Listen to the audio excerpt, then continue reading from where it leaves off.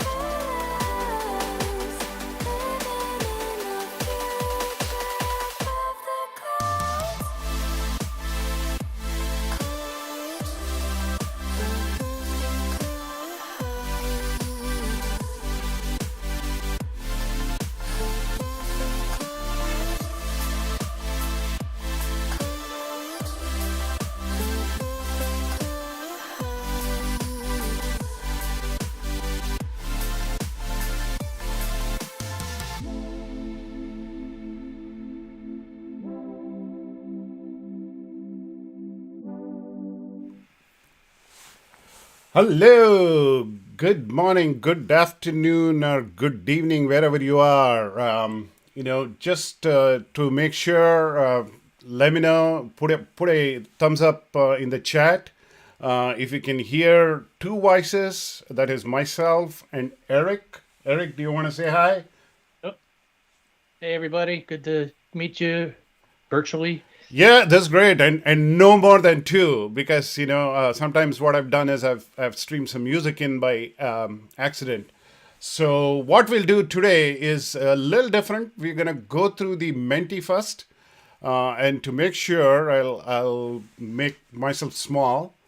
And thanks for participating. Thanks for coming in. People from all around the world. It's always exciting to see people all around the world, and you have a great at least 2 hour session in store. Um, Myself and Eric and DeAndrea. Am I saying it right, Eric? From Red Hat. Close And you enough. can see his cool T-shirt, right? You want to show it properly? It's like I made Quarkus 2.0. I'm in this like little tiny bubble. You may need a magnifying glass Yeah, in order that's to see true. what it Yeah, you can't says. see that, but you'll see it later, hopefully. All right. So let's continue on the Mentee. So whip out your phones. The Mentee code is 8674-1823, and we are doing this earlier because we got the feedback that we are spending a lot of time before we get to the content. So hopefully, what we want to do is get this out of the way as people are joining to make sure that everything is okay. All right. So I see a lot of thumbs up, and let's keep going. And as always, don't forget to click that subscribe button and ring that bell to get notifications. All right. So back again. And as always, don't forget to click that subscribe button and ring that bell to get notifications for all of our... Okay. Make sure that. Yeah, while you're finding that out, I see a couple people talking about the jacket. That's You're right. I reacting to forgot the about jacket you're that wearing. myself. Isn't it cool? Right? And we didn't actually give out jackets for the workshop last time we did it, right? But the problem was that some of them did not make it because of all the supply chain issues, right? So we decided to go with 5 free books, printed books this time. So if you hang on till the very end, you're gonna get 5 free books that Eric wrote. You want to plug in anything about the book, Eric? Yeah, so the book we have, and I don't have a copy with me, but there's the book that I wrote back in late September, taking my Spring knowledge and translating it to Quarkus. So learning Quarkus from the eye or the lens of someone familiar with Spring. So a lot of similarities and testing and all that kind of good Perfect. stuff. Okay, so I'm having some issues here, but stay with me. I'll find this. All right. Looks like you must be in like a mission I know, control center. You've got like must have That's screens my all over the problem, and I place. can't seem to be able to find my proper screen. Okay, now I found it. All right. So, question number 1.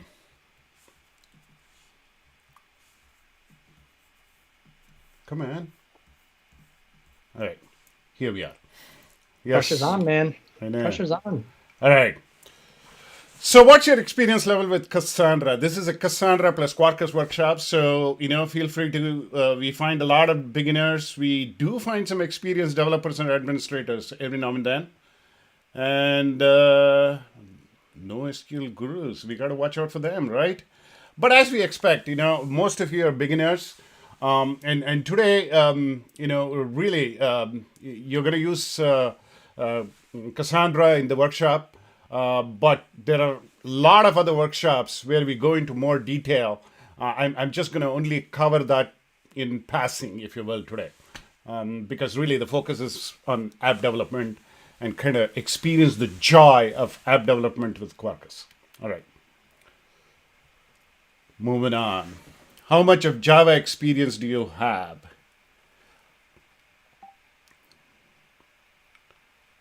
Wow. That is impressive. More than 10 years.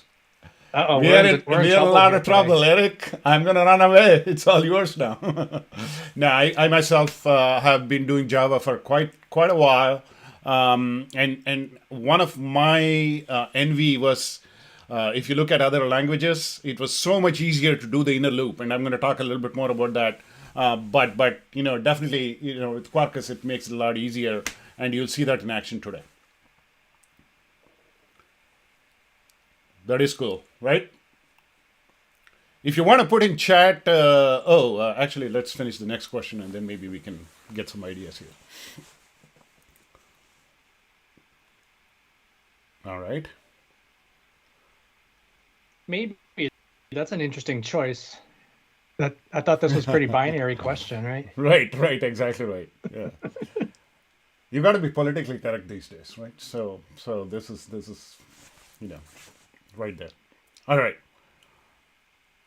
If you want to put in chat, especially those two people who have used Quarkus before, how many years you've been using, or your experience level, that would be great as well. But you don't need to if you don't want to.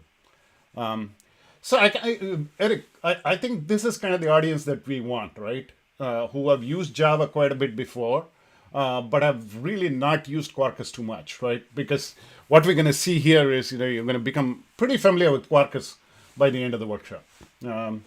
Anything you want to add, Eric?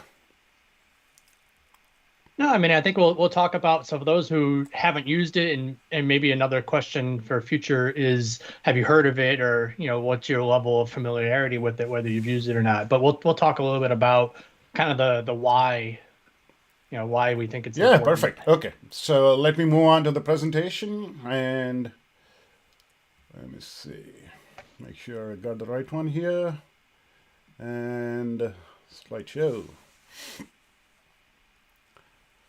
All right, and I'm going to make sure the moons show up properly, so just give me a second on that. And make sure that I don't have any music turned on, because I've done that before, and looks like we are good to go. So this is the workshop, Intro to Quarkus and Cassandra, and again, good morning, good afternoon, good evening, wherever you are from, and let's get straight into the content. So my name is Raghavan Srinivas, but for whatever reason, people around the world have a tough time pronouncing my name, so just go by Rags. Rags, not to riches. I've been in the Java ecosystem for a while. I'm also a Kubernetes guy, a Kubernaut, if you will. Looking forward to attending the KubeCon EU. If any of you are going to be there, please come see me in person. That'll be great. But I am a mechanical engineer by what I did in my undergrad. But the thing I like about these workshops is that you can see something in action, and to see code in action, you really have to get your hands dirty, right? And that's why I like these workshops. The workshops are aimed at up-leveling your skills wherever you are. I love distributed systems. I love to teach and communicate, but one of the main passions is to try to simplify the inner loop. Distributed systems, Kubernetes has made it a lot easier, but it's still not there. We are constantly trying to improve this inner loop. And I think, Quarkus is really, taking a major step forward. And to talk about that a little bit more, Eric, you want to introduce yourself? Sure. So good morning, good evening, good afternoon, wherever it is that you are. My name's Erick D'Andrea, and I was happily invited here by Rags to help out with this workshop. I've been doing software development for quite some time, over 20 years or so. I've spent most of my career in financial services, working for large organizations that have lots of restrictions over what you can and can't do. So that inner loop, outer loop conversation looks kind of different depending on what your organizational structure is. I work for Red Hat currently. I'm an open source contributor. I've contributed in the past to things like Spring and Spring Boot. I've got a ton of experience with Spring, but most recently I do a lot of contributions with Quarkus. I'm not on the core engineering team, so if you ask me how dev mode works and all that kind of stuff, I'm not going to be able to tell you, but I do contribute some stuff. I was just on some of the Quarkus Insight stuff this morning. I do a lot of technical writing and workshops and demos and whatnot around Quarkus. And kind of one non-technical thing that I do, I am a black belt in martial arts. Very cool. Yeah. I like the fact that you said, you're not in core engineering and you don't know how Quarkus :dev works, right? And we'll see that today. And that's the nice part about all this is, sometimes we don't even care. I mean, maybe we care, but we don't really know how it works, and it just happens, and the platform should take care of that, right? And Quarkus does for the most part, right? All right. So a little bit of homework, I mean, not homework, but housekeeping. And then, we will look at NoSQL briefly, and then look at Cassandra, Quarkus, then look briefly at microservices. We have several workshops that address this in more detail. But the part that we're going to spend most of our time is doing live coding. So hopefully I want to get through this in about 40 minutes or so. And then what I'm going to do today is do it a little bit differently and let you guys loose on the live coding part, because, you might want to try different parts. And then at the end, we're going to have the Mentee where you'll get, again, you'll have a chance to win a printed copy of the book, which can be sent anywhere. Okay. So with that said, our challenge today is to build a very simple to-do app. Okay. Couldn't be as very straightforward, and you'll see this in action once I kind of go through the practice and so on. So we've gone through the Mentee, cool. So let's jump straight into the content. So I remember actually how this term NoSQL originated, and basically they wanted to come up with some cute little name for basically doing a Twitter, a tweet. And essentially what they did was they came up with this catchy hashtag, which was really about, it's not SQL, but it's something else. And they came up with this term, which has caught on actually, NoSQL. And sometimes it's also referred to as not only SQL. And nowadays, you have some NoSQL databases which also do SQL. So the lines are blurry. But if you think about this, this happened in 2009. So what's new about NoSQL? Actually, as a lot of enterprises, a lot of developers, take their own time to do to adopt, some of the fundamentally different paradigms. One of the nice things about NoSQL is that it scales horizontally. Okay, unlike relational databases, which are really more about ACID transactions and so on, NoSQL is really about kind of the horizontal scaling. And I say this jokingly that actually Cassandra was there even before the cloud was there, right? And if you think about that, a lot of the cloud-based properties were actually inbuilt in Cassandra, even before, like I said, the cloud was there. So especially horizontal scaling, and especially resilience, reliability, and so on and so forth, that the cloud provides to be able to distribute it in multiple regions. All of those was available in Cassandra and many of the other NoSQL databases. You might have heard of this. It's based on what is referred to as the Brewer's conjecture. And what this means is that, in a typical distributed system, failure is inherent. Okay, there is 8 laws of distributed systems, or actually started with 7, and then there was an 8th one added. And you can kind of Google this and look for Peter Deutsch, who was a engineer in Sun Microsystems. I work for the company as well. And basically, he came up with some of these, what they call this, 7 fallacies of distributed computing. And one of the fallacies is that you assume that there is no failure, but there is going to be failure all the time. So when failure happens, if you think about 3 different properties, the consistency, availability, and partition tolerance, you have to sacrifice one of these. You can only pick 2 of the 3 in a failure scenario. If there is no failure, no problem, right? So usually, you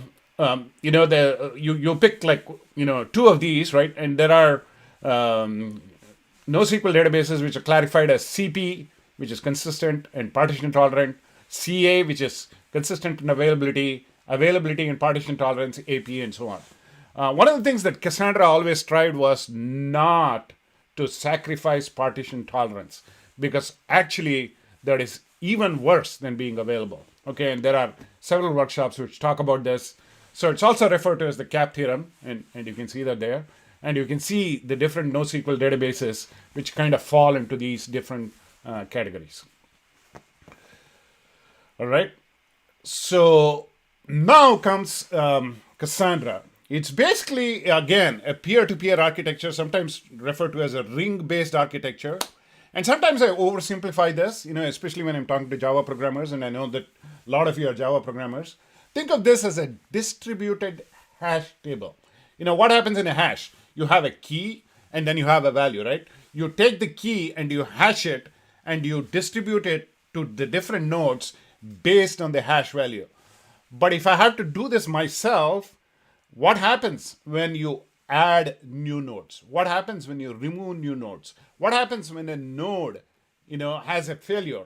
You have to somehow migrate the data or be able to meet the data from other nodes, right? So one of the cool things that Cassandra does is does all that. I don't have to worry about all that, right? It persists the data. It's not just in memory, but you can kind of use it like a cache. So there are several different ways of doing this. But essentially, it's a masterless peer-to-peer architecture, and you can see this. Today, we are probably going to deal with only like maybe a dozen entries, in the to-do. But it's really great because, you don't have to worry about sharding it, even if you have like millions of entries. And you can, you can configure the consistency as well. And again, we are not going to go too much into this, but you might have heard of the term called eventual consistency.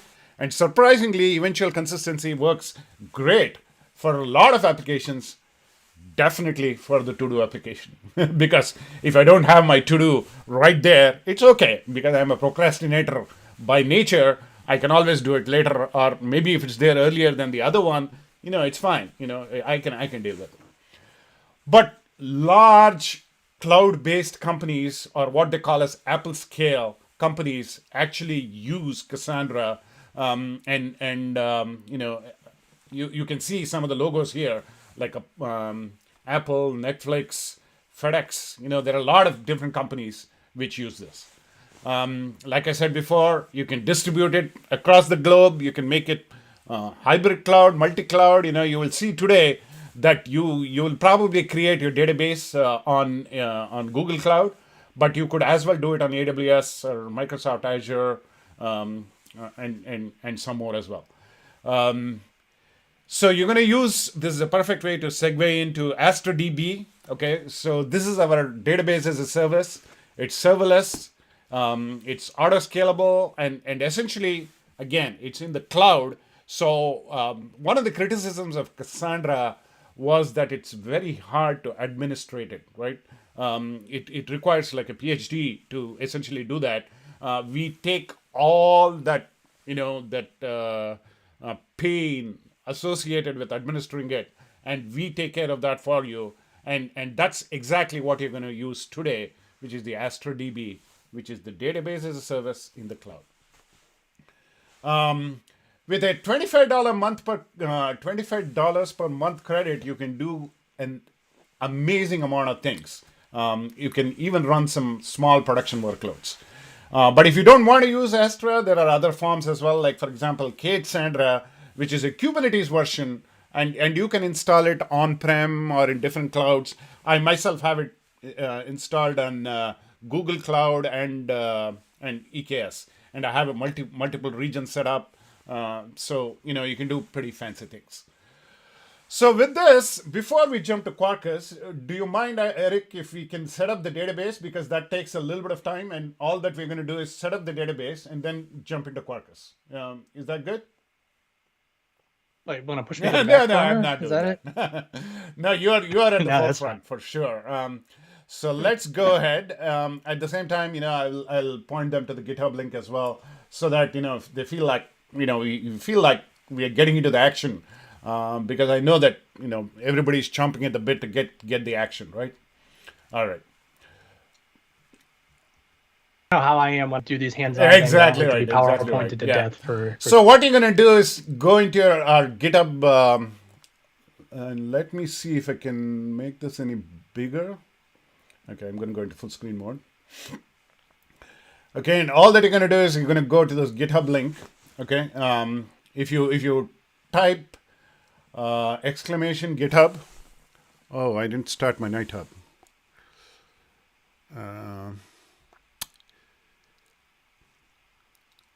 Okay. Can I ask one of my colleagues to start Nightbot? I forgot to start that. All right. So with that said, just go to this GitHub link, which is github.com/datastacksdevs, and you should be able to find it. Workshop, intro, Quarkus Cassandra, and all that I do is just follow this along, okay? So essentially, the first thing we're going to do here is create an Astra DB instance. If you have already created one, don't worry about it. All that you need to do is, take it back from hibernate to unhibernate, okay, or hibernate to active, okay.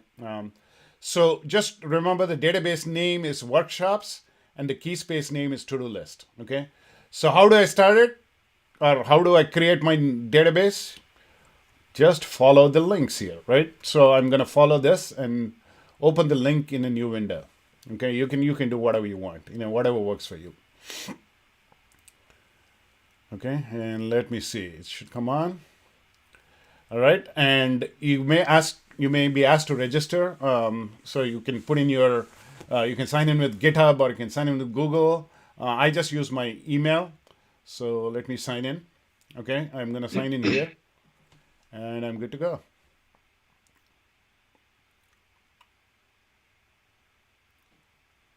Okay, so first time around it may ask you, why you interested in Cassandra and all that. Okay, and let me get rid of myself or make me smaller so that you can see it.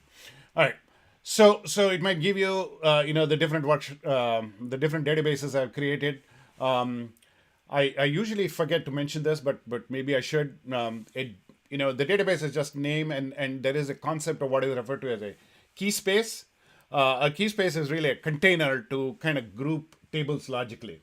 Okay, so that's kind of how we're gonna use the databases plus key space names. So would that be similar to like a schema in a relational database? The Conceptually? schema is similar to a table. The key space is similar to sometimes what is referred to as a container. Like for example, in Oracle, they group tables, into a container. I think they call it container, if I'm not mistaken. But basically, it's a logical grouping of tables. And you will see here, if I look at workshops, for instance, right? And if I do a connect, and if I go to, so maybe jumping ahead a little bit, but that's fine. If I do a describe key spaces, okay, and here's what we're going to use today, right? The to-do list. So if I do a use to-do list and describe tables, this is really all that. This is the key space, is the to-do list. So it has only one here, right? So if I look at something else, for example, use Drapatisca. I love saying that name. It's the name of a spider in Italian. Okay. So now if I do the describe tables,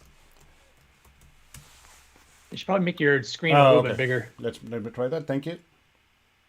Any better? Okay, again, not too many, but let's use something else. Native Java. Okay, and if I do a describe tables, it's probably the same. You can see to-do items, right? I'm trying to see if I can come up with something else, but I'll come up with it in a second.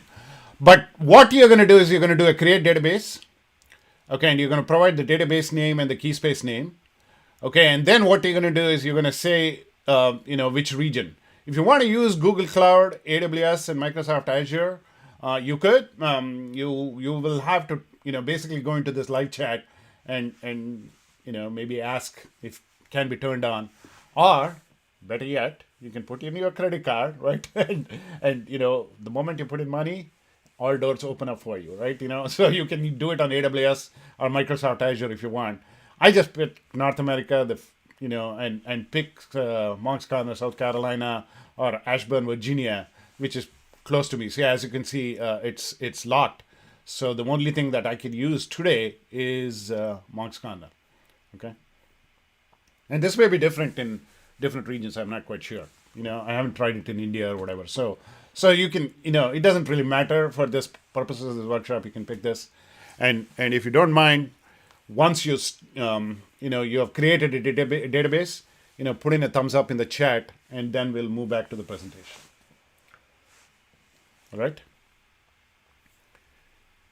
Again, all that you're going to do is go back to your your GitHub link.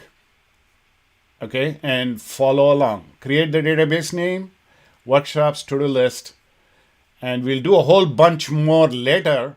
But for now, put in a thumbs up once you have created the database. If you're having trouble, let us know. Yeah, database name is workshops, and key space name is to-do list. Okay, and you can see here in the GitHub link, you will see this. Database name is workshops, and key space name is to-do list. All right, we saw a thumbs up. I'm not sure if that will let me put in links, so I'm trying to put links without putting links, if you know what I mean. Yeah. All right, I think we're good. We already see 2 thumbs up, so we should just go to the presentation. And without further ado, I think it's going to be Eric. Just give me a second, Eric, and then I'll turn you loose. All right. And I will do the presentation, and you will let me know when I need to advance it, right? Yep. Okay. I won't let you forget. Don't worry. All right. Just give me a second.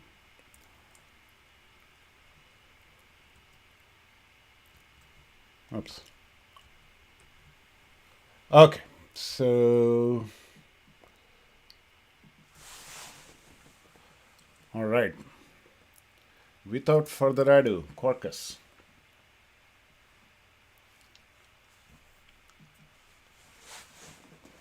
All right, so I'm not sure what slide you're on. So go to the one that, yeah, there we go. Job design for doing. There's a little bit of a delay here between what Rags and I are doing and what's actually showing up on the YouTube. So apologies. So I think we saw at the beginning that there were a couple of people who had said that they've used Quarkus.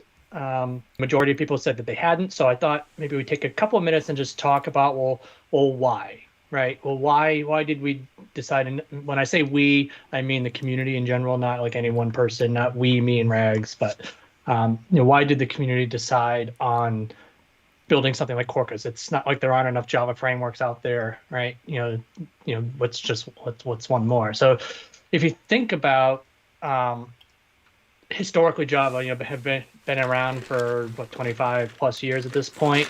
It was really designed during a different time. So thinking about throughput, and what we mean by that is if you think about how the just-in-time compiler works, when your application starts and then it runs for days, weeks, months at an end, although we used to put in cron jobs that would restart it every night just because it fixed some problem that we could never figure out why. But in any event, the applications were designed to run for long periods of time, and the just-in-time compiler would optimize the bytecode during runtime based on what the application was doing, and it didn't matter how much heap space you took, right? I remember back in the days with like WebLogic and whatnot, we would allocate like 4 gigs or 8 gigs of JVM heap size for some of these applications because we didn't really care. We started these things up. Maybe we had a cluster, like 4 JVMs that ran in a cluster, and that was it. But if you think about where we are today, especially with like Kubernetes and containers and whatnot, the problem is kind of turned over on its head. What we really want to achieve is smaller, faster things that start up, use far less resources, and we're to scale to meet demand, to scale by introducing more instances. And in the container world, those instances are ephemeral, right? Each instance is the same as every other instance. So the startup behavior of each instance is exactly the same as every other instance. So the size and the footprint of these matter, which the JVM wasn't really invented to do. The JVM was invented to solve kind of the opposite problem of that. And so that's kind of one of the things where we decided that, hey, if we're going to do a new framework, let's not do just a new framework for frameworks the sense of doing a framework, let's kind of reinvent the way the JVM works without having to get developers to have to learn all new sets of tools. Developers know Java, they love Java. There's billions of Java developers in the world. We don't want to change that. And so that's the main reason why Quarkus was in. And as always, don't forget to click that subscribe button. If you think about how a typical, that doesn't look like the next slide. There we go. There we go. So if you think about how just a Java framework in general, or the Java JVM in general works, when you start up, you've got this build time versus runtime separation, right? Typically you use whatever tool you're using, Maven, Gradle, hopefully not Ant, but you've used some tool that packages and compiles your application, and then it hands it over to the JVM, which then runs that application. And the first 3, 4, 5, 6 seconds of startup time, there's a ton of stuff that happens before your application is actually up and ready to serve requests or to do whatever it's meant to do. You've got loading config files, you've got class path scanning, annotation scanning, reading resources, enabling, disabling features to kind of come up with what the canonical model of that application is from the JVM's perspective. Once that's built, then it can do things like starting thread pools and connection discovery and all that good stuff before your application is finally able to respond, right? But what we found is, if you go to the next slide, is that a lot of that stuff is wasted compute. Right. So if you think about when the JVM starts, it's got to scan your package, say it's a jar file or an ear file or a war. I shouldn't have said ear file, war file. It's got to scan all the classes and it's got to load all that class metadata into memory, right? So that you can do things like reflection and whatnot. But then all that metadata is just kind of thrown away. But it's still thrown away, meaning it's not used, but it's loaded in memory. Well, why can't we do all that stuff at build time, right? If nothing changes between each instance of an application, why can't we do that once? What Quarkus tries to do is to optimize all the things that it does. So all that stuff that it was doing before, it tries to do as much as it can at build time and actually generate bytecode containing all the JVM stuff. And I'm not a Java JVM expert or anything, so I'm just gonna use air quotes and call it stuff because I don't know any better. So that when the JVM starts, all that work has already been done, and we can just kind of hand it off to the JVM and say, hey, here, we did this for you already, just do it, right? And what's interesting is if you go to the next slide, there's this big race right now for native compilation, right? A few years ago, it was Kafka. It was like the shiny widget flying through outer space that everybody's trying to chase, right? Oh, I want to do this because that's what all the cool kids are doing. Well, what's interesting with Quarkus is, and I don't at all mean to lessen it at all, but the design of Quarkus in the first place just kind of enables native to happen. Right, it's almost like a side effect. They call it is natively native. The fact that I can easily build one of these native binary executables is almost like a side effect. And again, I don't want to downplay that at all, but it really is just a product of the design of the. So I want to put in a plug here. The end of the exercise today. There is a lot that we throw at you today. But if you get to the very end, you're going to build a native image yourself.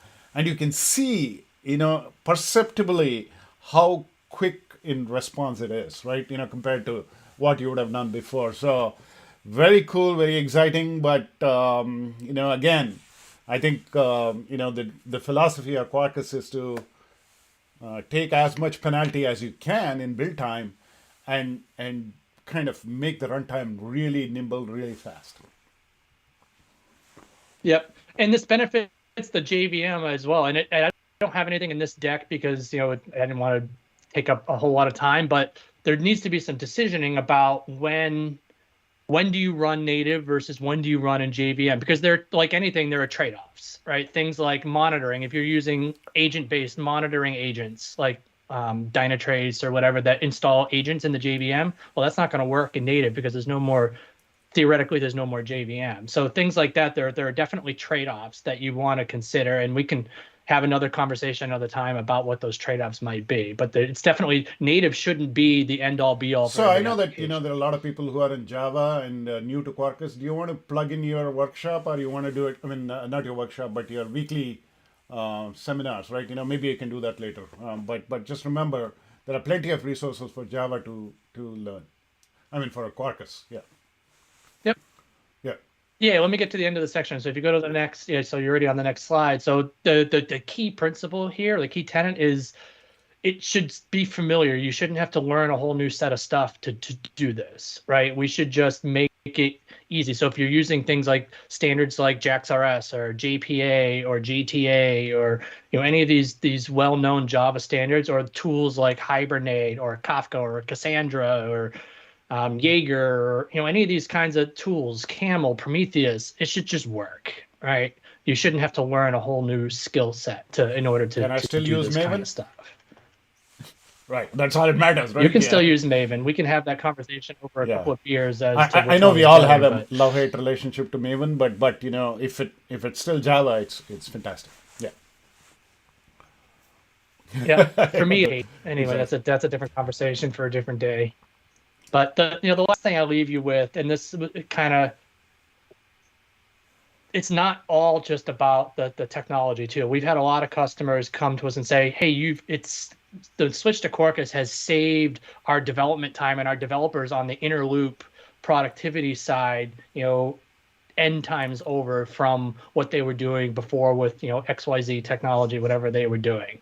And that's part of the framework itself. So, I already kind of alluded to standards and configuration, but the whole developer productivity thing, it's really hard to measure, but it's so easy to do things. So if we're working with Cassandra here today, if I wanted to start doing development, Quarkus can figure out what you're trying to do. And if you haven't provided a backing service, like a database or a Kafka broker or, Redis or Infinite, whatever it is, it can go out and grab a container and spin up the container for you while you're doing your development and while you're running your tests, while also, doing this continuous testing thing. So if you're really into test-driven development, Quarkus can understand what tests are related to which parts of code within your project. So as you either change your code or you change your tests, Quarkus can automatically do this and rerun those tests and provide near instant feedback loop to you automatically. And there's no IDE tooling or plugins or anything required to get any of that. It's just part of the framework itself. And there's a whole bunch of other stuff, but I know we're trying to keep to a timeline here. I mean, we'll see something. You can still use the IDE that you're familiar with, right? Like, for example, Eclipse, for IntelliJ, absolutely. It doesn't matter, or even Visual Studio Code, which is what you're going to see today. Yeah, or VI if that's the kind of person you are. Yeah. I do not go there to give away our ages. But moving on, anything else you want to add, Eric? No. Yeah, like you alluded to, there's a weekly, we call it Quarkus Insights. So if you just go to Quarkus.io/insights, there's a weekly podcast that we do. I keep saying we, it's not me, but the Quarkus team does, where they have different speakers or different topics, and it's an hour, 1 week kind of thing, and it streams out to YouTube. Okay. So this thing about microservices, right? We started off with monoliths, then, we called it service-oriented architecture sometime in 2005, and now we are in microservices, right? There is a reason or a rhyme and reason for everything, right? And I think we talked quite a bit about this already. Microservices makes it a lot easier to be able to scale these different things independently. And that's just not one reason. There are plenty of other reasons, especially when you're doing a robust CI/CD where you can install them like 1,000 times during a day. You can install them all separately. Can you imagine a monolith being able to, install it like maybe even 5 times a year? It becomes really hard, right? There are a number of advantages. Obviously, there are some disadvantages as well. Like complexity, the culture has to change a little bit. But again, whenever you're making a paradigm shift, you don't want to do too much. You don't want to change your tool set. You don't want to change your methodologies completely, right? And I think Quarkus kind of helps you bridge that, right? But it definitely reduces cost, it reduces risk, and your velocity, as they call it, release velocity, makes it is a lot faster. Let's look at Quarkus Cassandra extension. Basically, it's a native Quarkus configuration. It provides Cassandra driver support, and the nice thing again is that if you're using Astra as you're going to do today, right? It works. If you want to use Cassandra, which is Cassandra on Kubernetes, you can still, adjust it, and you will see all this, right? Or if you're using DataStax Enterprises, which is an on-prem version of Cassandra, you can do that as well. It's support for all of those. But one of the nice things is that it supports the database as a service, which is what we're going to use today. Okay, and to be able to use the database as a service, all that you're going to do is you're going to use the credentials. And the credentials are actually provided to you, and we'll go through this as well, in a what is called as a secure connect bundle. All that you need to do, as a Java Spring kind of application, is point the security bundle, from the application.properties file, right? And you're good to go. All right, so let me go back to the little bit bigger heads. All right, and come back here. All right. So all that you're going to do is you're going to inject the Quarkus SQL session, and you will see the code in action. Okay. And essentially it provides. We don't use an object mapper today, but there are some examples I'll point you where you can use the object mapper, and there's support for mutiny types and a whole lot, right? But I know that we are all, again, chomping on our bit to go to live coding. So here's what we're going to do. This is a little bit different from the previous workshops that I have done, or we have done in general. Typically what we do is we do a check at every section to make sure that you're all on speed. But since we have added quite a bit to this particular workshop, my feeling was that this would be better if we let you guys loose on the live coding.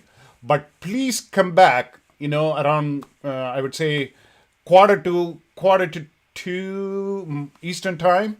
Okay, that's in about an hour from now, when we will do the Mentee, and we'll give away 5 books. Okay, so in about an hour and give away 5 books. But at this point, what I'll do, if you can pay attention for about maybe 10 to 15 minutes, I'll walk through the instructions, because actually there are some kind of tricky parts, if you will, that you may want to pay attention to. So if you can put down everything right now and just pay attention for about 15-20 minutes, okay? After that, we'll let you loose. So maybe at the top of the hour, you have about 45 minutes to go through all the different exercises. And then, you can ask us questions in chat, and we'll be glad to help you out there. Especially if you're stuck, don't hesitate. You can do that.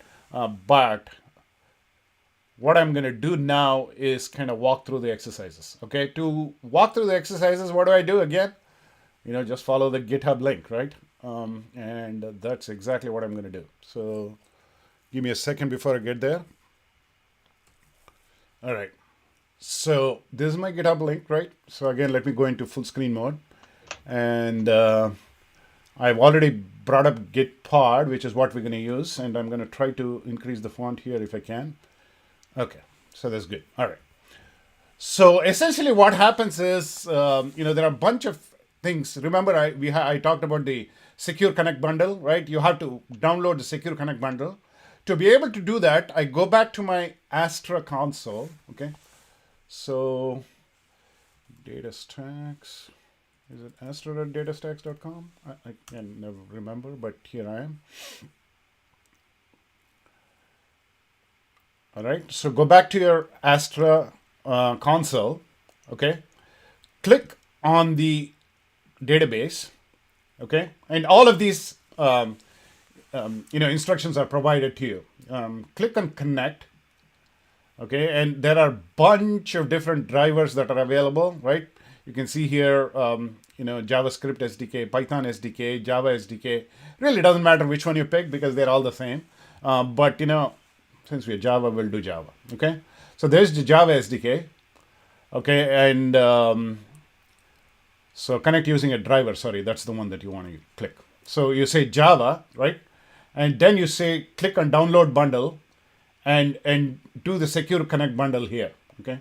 So click on the secure connect bundle, and what it'll do is it'll download it locally.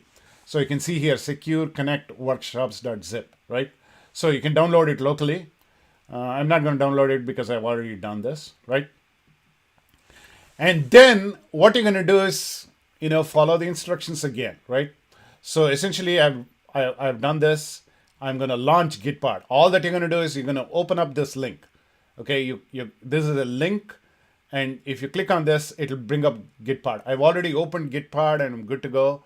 It's right here. Okay, you may have to put in your GitHub link. If you're doing it for the first time, but just your GitHub credentials is going to work just fine. So once you're here, there is this kind of like Explorer window, right? The file Explorer, and then you have this terminal window, and then of course there is this editor window, if you will, right? So we'll primarily be using this terminal window. Okay, so again, I'm just going to follow the instructions because it's just easier, right? So this is the like I said, the Explorer window, the editor window, and the terminal window. Primarily using 3. Okay, there are a couple of things that you will need to know. For example, your public URL. This is going to be different for each of you because it depends on your Gitpod. It's a good idea to kind of keep it handy because you're going to be using it. Now, the first thing you want to do is set up your application, right? So what you're going to do is you're going to open up this source main resources application.properties, right? So let me go in there. All that I do is cut this and paste this. Okay, so I open this. Okay, and what we have here, I've filled it myself already. Okay, but you'll have to put this Astra username and Astra password.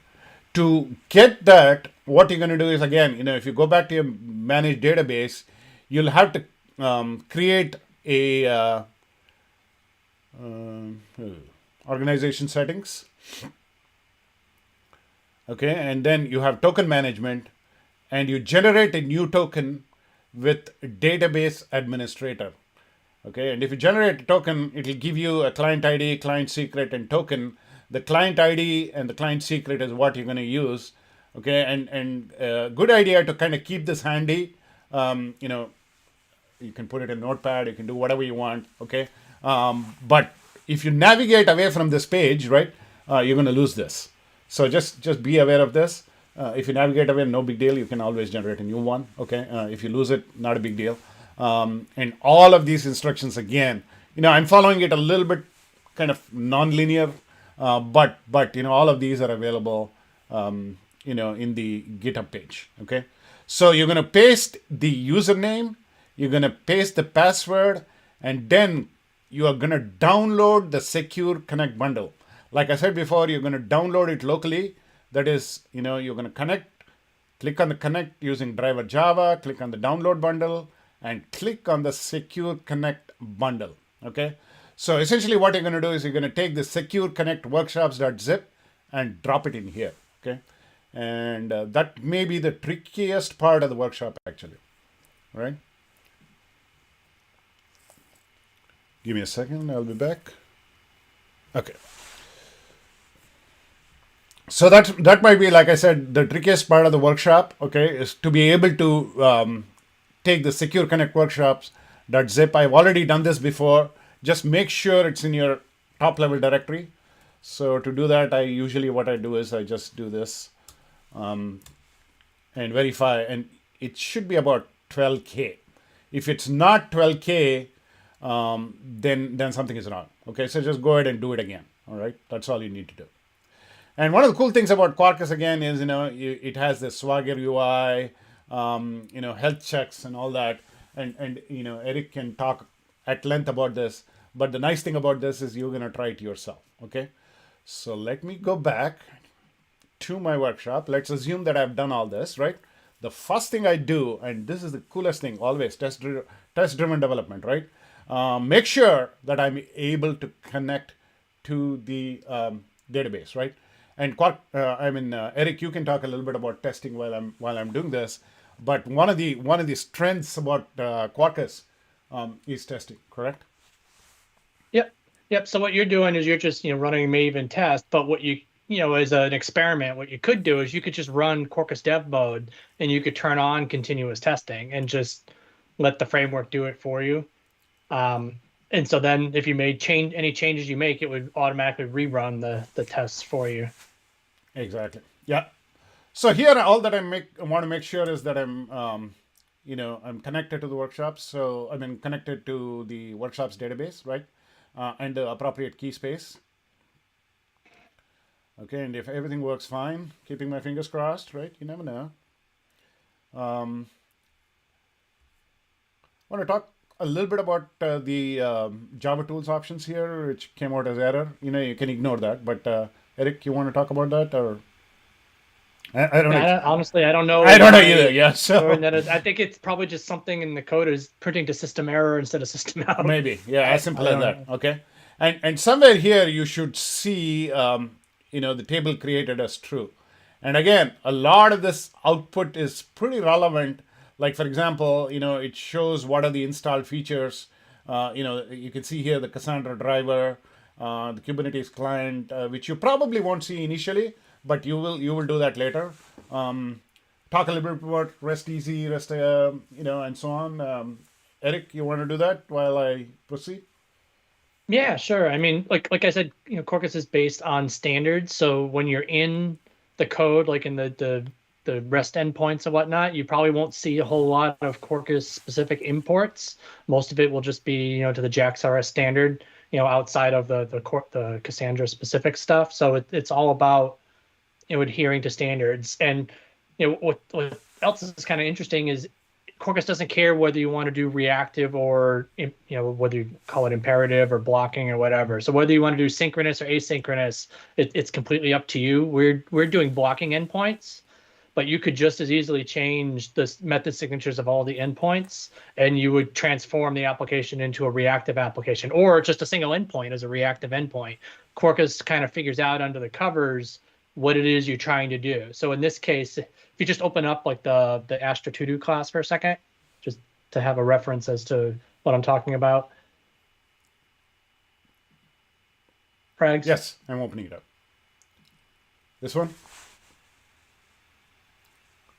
Yep, the Astra 2. So like if you notice in there, all the method signatures there return like POJOs or lists or whatnot. You could change it to reactive types, and Quarkus would understand what it is you're trying to do. So the way it's implemented now, when these endpoints get called, the bodies of those methods actually get moved off onto a worker thread, and while the work gets done, and then it's dispatched back to the event loop thread and served back out. But if you were to rewrite the code a little bit and return reactive types, Quarkus would not move it off to a worker thread. It would actually run it on the IO thread.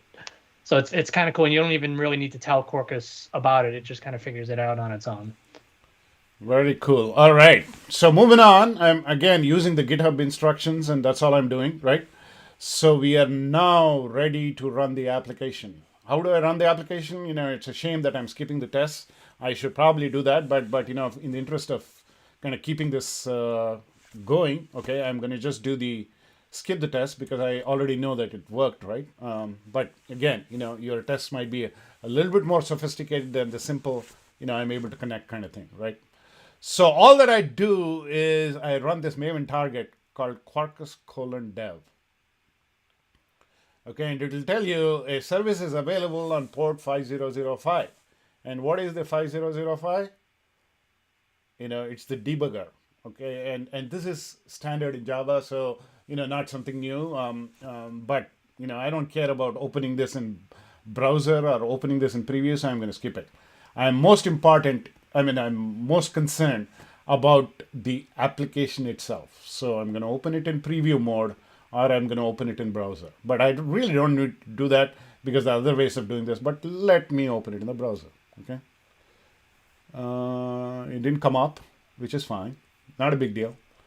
Okay, so what we can do here is you can use one of these bash, okay, and you can just say gp URL 8080, and again all these instructions are in there, and this will be the endpoint for your application. Okay, so I'm going to take this, and again, it's in the instructions, so don't worry about kind of following along.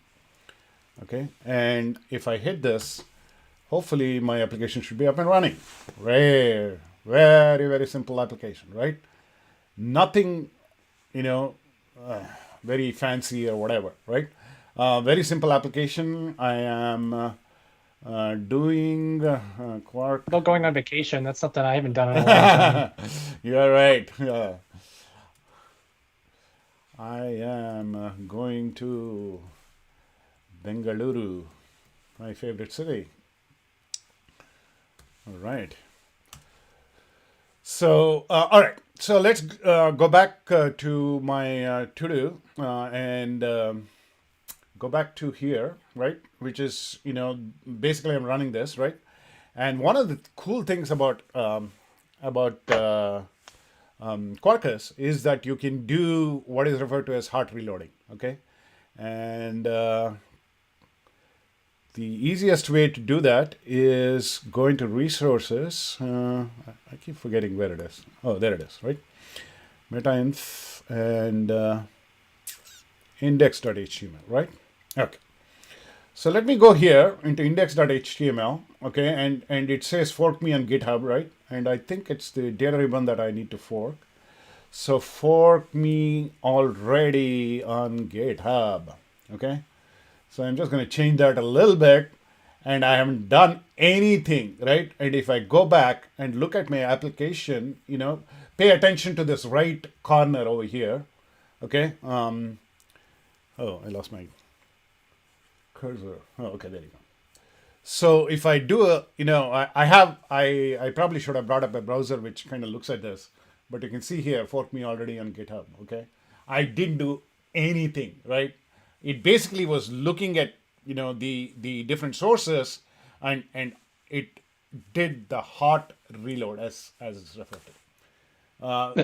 Yeah. And you can do more than just static content. Correct. Too. Like Yes. you just updated that you can change your code, you can add dependencies, you can remove dependencies, you can refactor classes, rename classes, and it'll just work. Exactly. Yeah, mine was very simple, changing a static HTML, which is, it's still cool, but with me, you can do, a lot more things. I'm just trying to get you going on this. Yeah. But even this is very cool, considering where we were about 5 years back, right? So, yeah. All right. So, so you can do a whole bunch of stuff, like, for example, you can force the restart. You can resume testing if you're if you're doing testing, and so on and so forth. And one of the cool things is being able to look at the Quarkus Dev metrics. Okay, so to be able to do that, you can hit the D key, and we'll see if that works. I've had some issues with Gitpart, but we can take a look. So just do a H here. Okay, you can type a H, and it will give you all the information here. Okay, and open the Dev UI in the browser. You can see here. Open the Dev UI in the browser. It's not working for me. So yeah, that's Gitpod does some proxy and whatnot. I've had it work before, so unless something has changed. Anyway, very easy. All that you do is /q/dev. Remember this, right? /q/dev to get the Quarkus metrics. Okay, and there is the Quarkus metrics. Whole bunch of stuff in here. You can take a look at all of this. Any one thing you want me to dive in? One of the things I do is kind of look at the config editor. Okay, and I can change the Astra password and Astra username. Not quite sure if it's going to work, but I've tried it. You can change the, you can see the key space here, to-do list, right? Lot of other things that, you can take a look at. I'm using an image registry, Docker IO, that you will see in a little bit. Okay, Swagger always include. So you can get the Swagger UI, because this is really primarily about using Swagger like a REST-based API, and that's kind of how we make this application as like turn it into a microservice, and I'll point that later so that you can call it as a service. Yeah, I'll just mention one thing too. The config editor shows you the current values of every property that you have based on the extensions you have installed in your project, whether you've actually added the property to your properties file or not. So if you've added the property, it shows, what your value is. If you didn't add the property, it's kind of what the default value is. And any values that you change will reflect back in your properties file, and your application will automatically pick up that change. Yeah, that's a great point to make, because if for some reason I did not update my application.properties file, just looking at the config editor, of course, the application may not even come up. But if it did come up, then what configuration you're using, production, dev, all kinds of things like that. Very, very handy, very useful. And all that I needed to do was just hit the D key, which did not work, but that's the way it's going to work. Okay. You can take a whole bunch, take a look at this, which is the Open API. Again, very cool. It's the Swagger. You can take a look at this again. If you go into the other bash and hit the same thing. Okay, so this will give you the Swagger Open API spec. Okay, and I'm gonna, again, very straightforward. It adds an endpoint /q/Open API, and hopefully this is going to bring up the Open API. I think if I do something like this, it might depend a little bit on the browser. Okay, if I do this, for instance, you will get the Swagger. I'm not quite sure where the 404 comes, but you can take a look at this. It has the index HTML. What are the deletes, the post, and so on. You forgot the Q. You forgot the /Q. Oh, it's /Q. In the URI, you have just /Swagger UI, /Q/Swagger UI. Oh, this is the default. Okay, yeah, that makes sense. Yeah. Okay, thank you. Yeah, any of the endpoints that Quarkus generates falls under the /Q namespace or the URI path. All right, already pretty exciting, but the last thing I'm going to show here, and then I'll let you loose, is show the debugging part, because I think I'm almost at the top of the hour. Okay, so this may be the line number might be a little bit different in your editor, but here I think I'm line 61, but here yours I think asks for line 60. Okay, so now what I'm going to do is I'm going to run the debugger, right? I'm still running my application in development mode. All that I need to do is hit the run and debug. Okay, and this is going to bring up this short debug Quarkus or something like that, right? Which is the target that I've said this is, something to do with Visual Studio Code, and all the magic happens. So you don't need to worry about any of that. Start debugging. Okay. Now I'm going to go back to my application. Okay, and run it again, right? Very straightforward, right? And I have all this, and I put in a last one, right? Debugging. All right, and I'm going to hit return. And notice here, you can see this red thing going on. Something happened, right? It's a little bit different, and you can see here, even in the tab, I hit a breakpoint. It's giving me a hint that he hit the breakpoint. And if I go back, there's my breakpoint. Very cool, right? So I go back to to-do, I look at this debugging, I fix it. But like what Erick said, this is a very simple example where I'm just, changing a static property. But what you can do is you can hot reload your code. So for example, if I want to make this uppercase or lowercase or whatever, you can do that, inline, right? And it'll work, right? But let me show you this. I changed it to debugging, and then what you need to do is hit this small arrow called continue. Okay, and all of this instructions again is available. You hit this continue, and if you go back and look at your application, there you go. It's debugging. Okay, how cool is that, right? You're able to do debugging now, and you can do a whole lot of stuff with that as well. So then what we do is we look at again, all the instructions are there. We do packaging. We do clean package and skip tests and so on. And then one of the things that we enhanced quite a bit, and thank you, Eric, for doing this as well, is the containerizing part, because that's really where Quarkus shines. To be able to deploy it into containers. And what I'll do here is I'll show you this part because I'm skipping everything else. Okay, I've done quite a bit of this, but for you to be able to do this, you have to do a Docker login. Okay, and so let me go in and do the Docker login. Okay, so the first thing I probably need to do is kill my application. Let's go back and worry about that later, right? So again, Control C, all of those will work fine. Okay, and let me do a Docker login. So if you don't have a Docker login, don't worry about it. You don't need to do this. Okay, and I don't know if we told people or not, but they could probably get going while we're talking. We're just kind of killing dead air. No. Actually, I would like them to pay attention a little bit here, and then I'll get them loose in like 2 minutes. That's my famous words, right? All right. So once you do the Docker login, right, then what you can do is you can push this to Docker Hub. Okay, so you can stand up an application in Kubernetes and so on, and essentially I've done all this.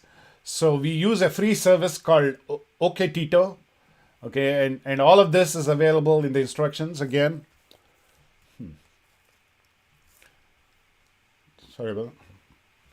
One captcha that I think you should mention that I ran into when I was doing it was when you push it to Docker, if the repo didn't already exist, which it most likely won't for people, it'll create it, but it creates it as a private repo. So you'll need to go into Docker Hub and switch it to a public repo, and there are instructions on how to do that. But that's kind of like a gotcha, because when you try to go deploy the image, it'll be like, hey, I can't find it. Great point. Yeah. So that's a great point. So you can see here, I don't have anything running. All that I need to do is to be able to push it. Okay, I'm going to push that. All of the instructions are there. Okay, so there are a whole bunch of stuff that you'll need to do. Okay, make sure that I get my Docker login ID. Okay, so if you get the Docker login ID, it's probably going to be blank here, yeah, because I didn't follow a step. So go back and follow that step. I'm kind of doing, like I said, a little bit jumping all over, but if you can follow this step by step, you will be able to get the Docker login ID. Okay, so all that I do here is kind of get the Docker login ID. Okay, and you'll see here I'm using the Docker ID that will be used as rags ns. Okay, and now I'm ready to push it. Okay, so I have the login ID, and now I'm ready to push it. Okay, so I'm ready to push the image. So to be able to push it, all that I need to do is follow the instructions again. Okay.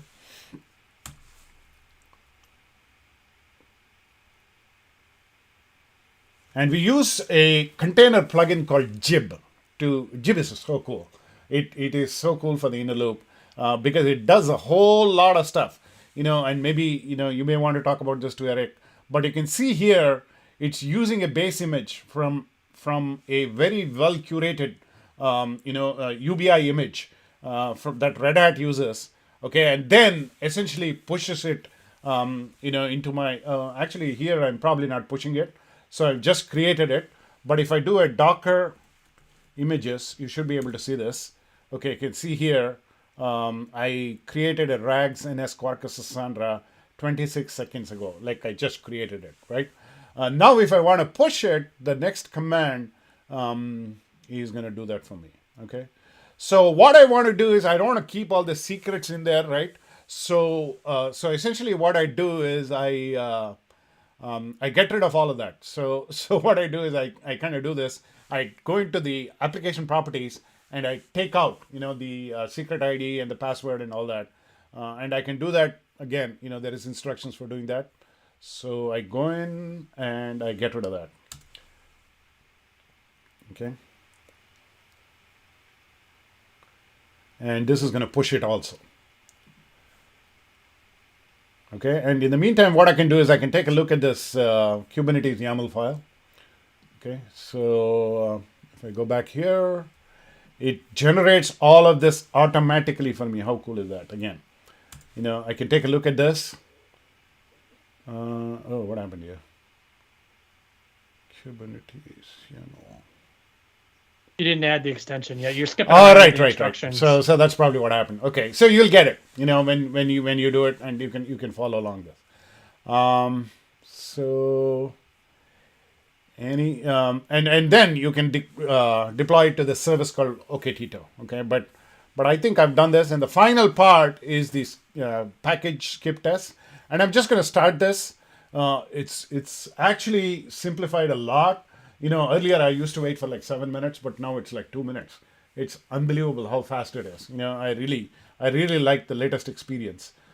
So how do I package this? Very easy. All that I do is do this, clean package and skip test, whatever, right? And I'm good to go. Okay. And we'll not let this finish because this takes at least 2 minutes, right? But essentially, I'll come back and show you how quick this is, and you can see it actually in action, where it's a lot faster in action.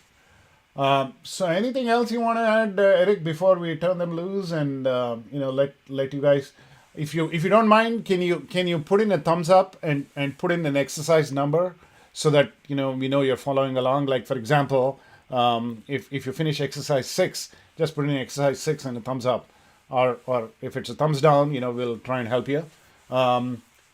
Anything else you want to add, Eric?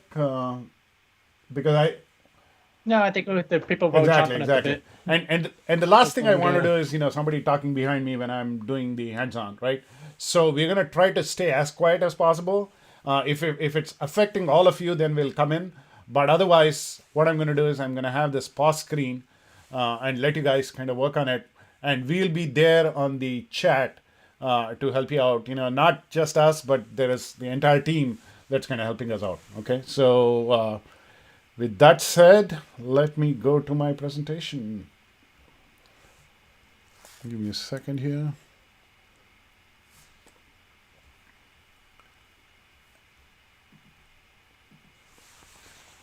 And do remember, come back in about 40 minutes. Okay, and we'll start Mentee at that time, depending on how things are going. Okay, so we will have a pause for about 40 minutes. Okay, this is the to-do application, and it goes through the tables and all that. The slides are also available. Might be a little bit different from what exactly you're using, but you can take a look at the data model. We already looked at /q/dev, and the nice thing about this is you can use this as a microservice, so you can connect it to different backends. All of this is in the repository. I'm not gonna spend too much time. We looked at REST API. Architecture from a very high level. You have the to-do backend. You have this to-do application which uses REST API and some kind of database in the backend, and we have connected it to Astra. Okay. With that, it's all yours now. Let me see if I can stay quiet. We see some. Is that Ajesh Kumar, who has completed exercise 6, which is cool?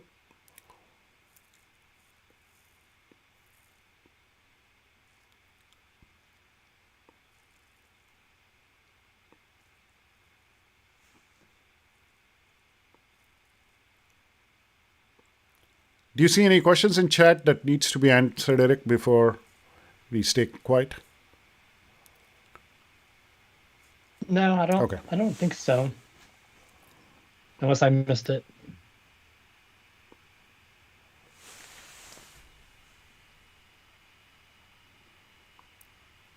Okay, I see that Mehul had some issues, but he's over that, which is great.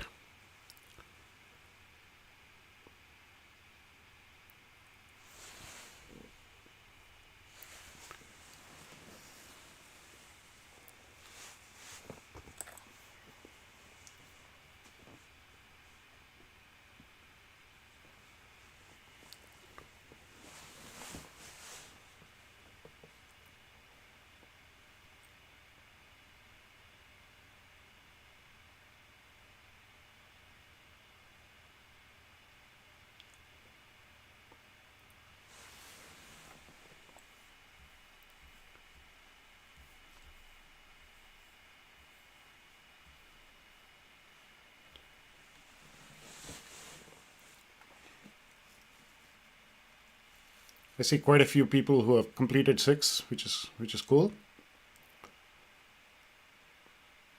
And again, if you don't have the time to do it today, that's fine. The instructions are pretty self-explanatory. You can try that out. But I'd be really curious if everybody can get to, packaging native. If you want to skip some steps and go to native, that's fine too. Because I think the coolest part of the workshop is the native.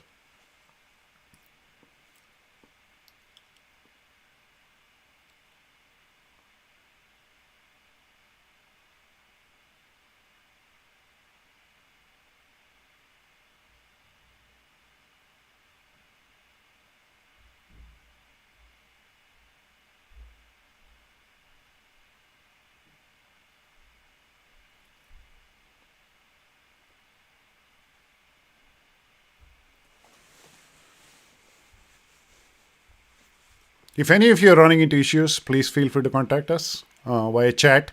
We only look at YouTube chat. We don't look at Twitch. So just remember that. Nicola Semprini. Hopefully I'm saying your name right. Completed exercise 6, which is really cool. Keep going.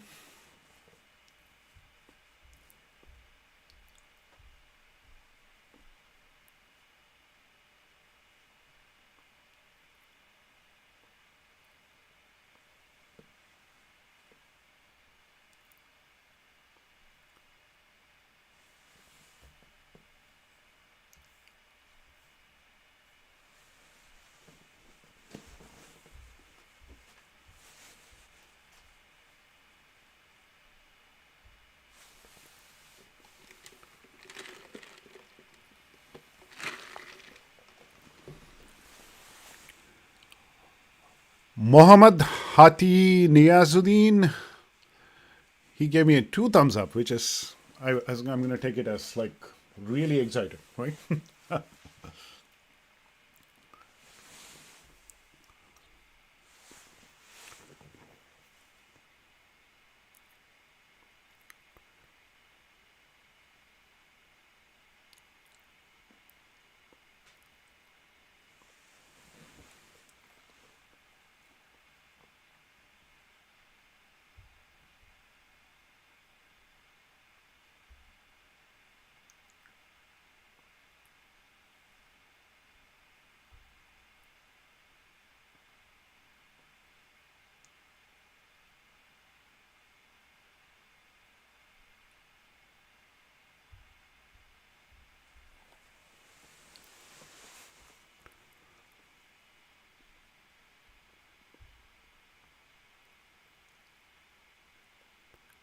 So Kishore Grikapati is asking, is there anything to cover? I'll go to the workshop offline later. You're perfectly welcome, Kishore, to do that later.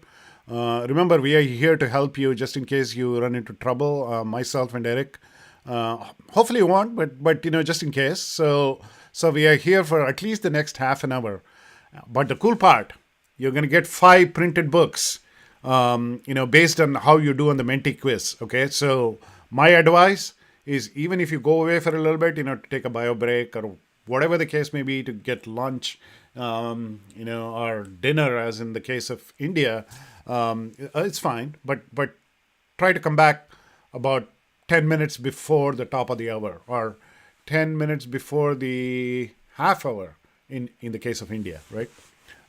So in about half an hour from now. Let me clarify. One person isn't going to get 5 books. 5 people are going to get 1 book. Point. Yeah. Exactly. Yeah. And I'm going to dump off camera for a second, but I'll go. I've got a copy of it. I'll hold it up. Fantastic. Yeah, that'll be great. Yeah. And does it include autographs too? Oh, he's gone.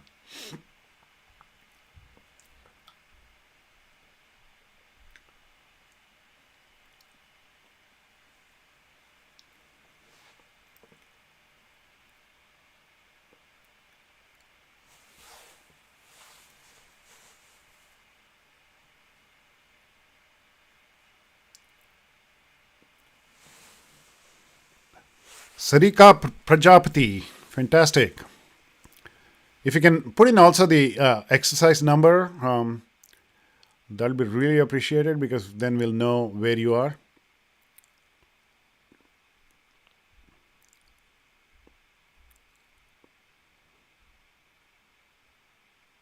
All right, I'm back. Sorry.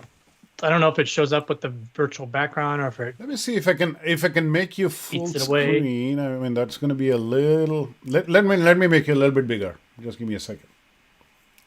At least I can do that.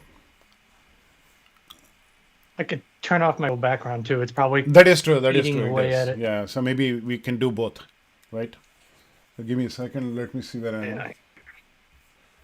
Good thing I put up my green screen so people can't see the mess behind me.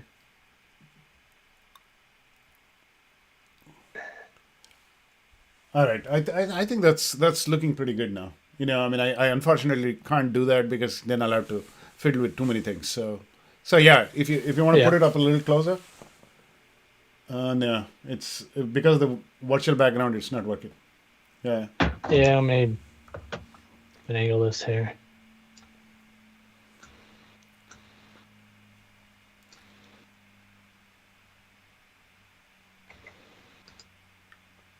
Yeah, I can bring it up on the URL, right? Yeah, here we go. Much better. Very cool. Now, will the giveaway have your autograph from you, or? Probably not, because I don't physically have the copies here in my house. They're at a storage facility across the country from where I live, and they'll get shipped right from there. But if you're going to be at a conference in Texas, right? That we're both going to be Absolutely. speaking. Eric would be happy to sign. I will have copies with me. Eric would be happy to sign it. Fantastic. Sarika said she's done with exercise 6. In editor, no need to control plus S. That's what Keshumurthy says. I don't know what control S. Yeah, you don't need to save Oh, it right. manually, Oh, it just yeah. does That's it. what control S does, right? Basically, Gitpart does autosave. So you don't need to do anything, which is really cool again. Exercise 8, Mazen. The person, really cool. Mazen Melowuk. Put a thumbs up if I tried to, if I got your last name right. Exercise 8 was what? I forgot what it was, but let me see. Oh, debugging part. Okay, cool. All right. Done with exercise 8. You're very close. It's going to flow very quickly. You can skip the packaging part. Not a big deal. I know that, that's typically what you do in production, but you can skip that.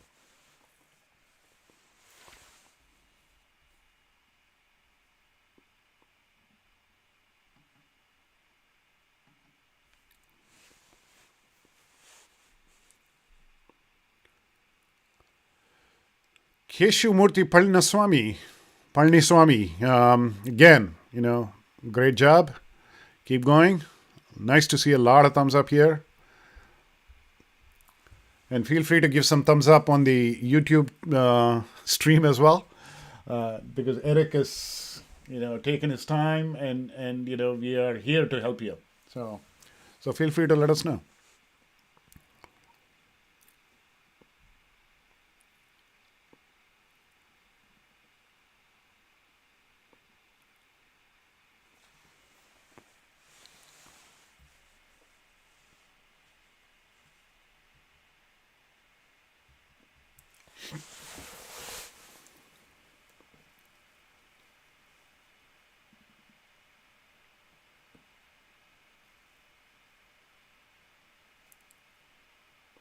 If any of you are stuck, please don't hesitate.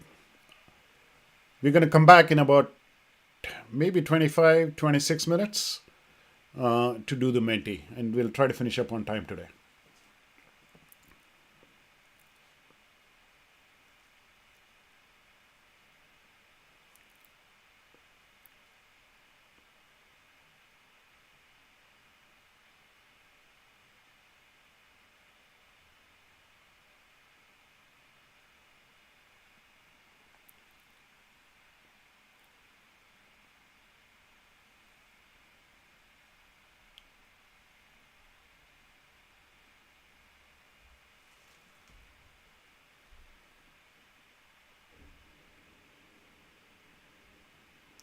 Exercise 7 and 8, Nicola. Great job. Good to see a lot of thumbs up. Okay, there may be a problem here, right? Knit 10A extension and an extra N. Oh, okay, filed a PR. Thank you so much, Mason. Yeah. If only I knew how to type, right?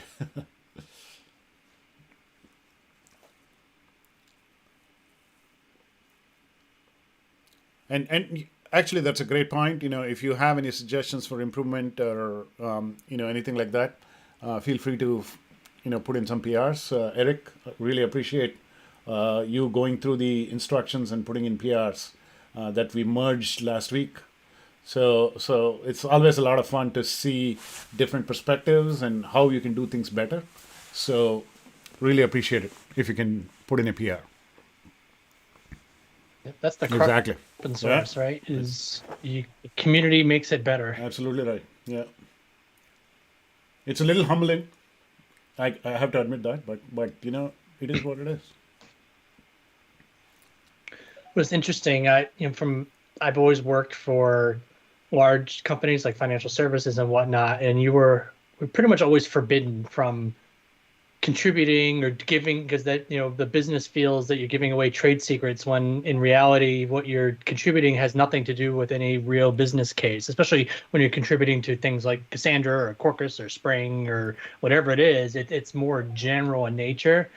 But I know when I joined Red Hat and reading, everybody signs a contract with that talks about the rules of the company and whatnot when you join a company. But like, I'd never worked for a company where like right in like the first thing you see is we encourage you to get involved and contribute, and what it was like a breath of fresh air. You bet. I started my career with Java, right? My professional career, and one of the constant criticisms we got from the community was we wanted open source, and it's amazing how Java has took off after it became open source, right?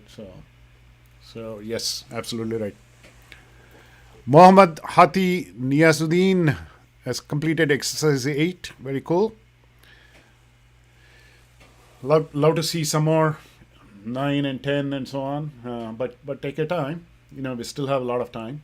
We will come back in about 20 minutes, 22 to be precise.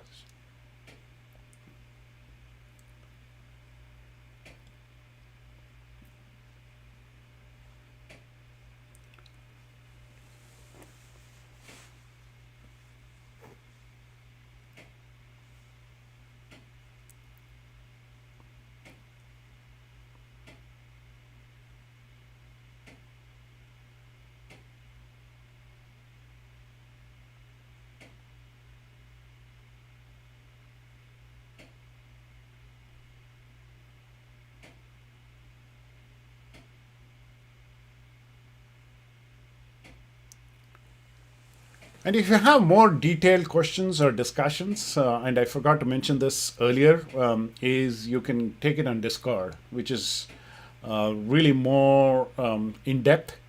And there are a lot more people in the community who are willing to help you with this as well. I don't know, Eric, if you are signed up to the DataStax Discord community, but something, if there is a detailed question, I'm sure I'll find you and ping you about that. Yeah. Yeah, I'm in there. I'm not. I hope I'm in the right place, but I'm in there.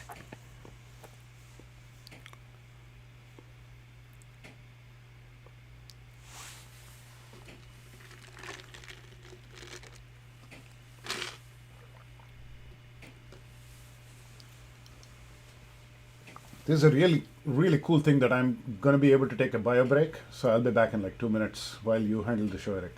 Is that good? Yep, handle the show without the keys to any of the infrastructure.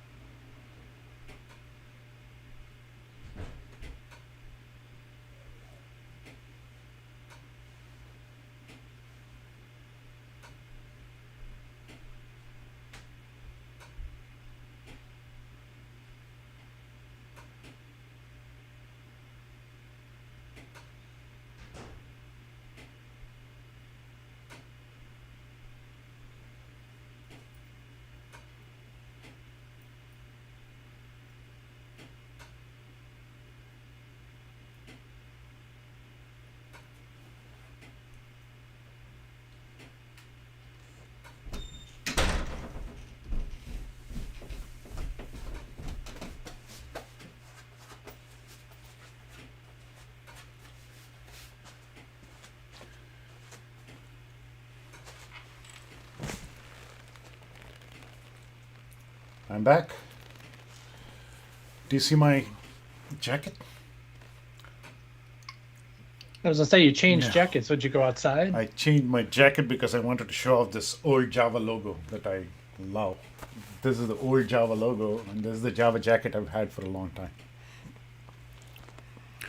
All right. So somebody had some problems. SQL test errors. Yeah, without seeing the error. No, I think that absolutely makes sense. Yeah, that's probably what is happening. Yeah, and that's why we talk about like the testing part, right? You know, if you don't get the testing test right, then chances are the others not going to work, right? So if you can get that out of the way, that'll help you kind of at least first level triage what the issue is. So Eric is right in that. You probably don't have the client ID in secret in your application properties file. And also the secure connect bundle. And drag it to your Gitpod workspace. Absolutely. Yeah.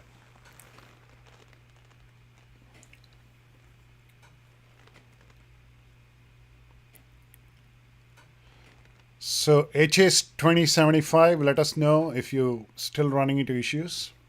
It may be something that we probably haven't seen before, but unlikely.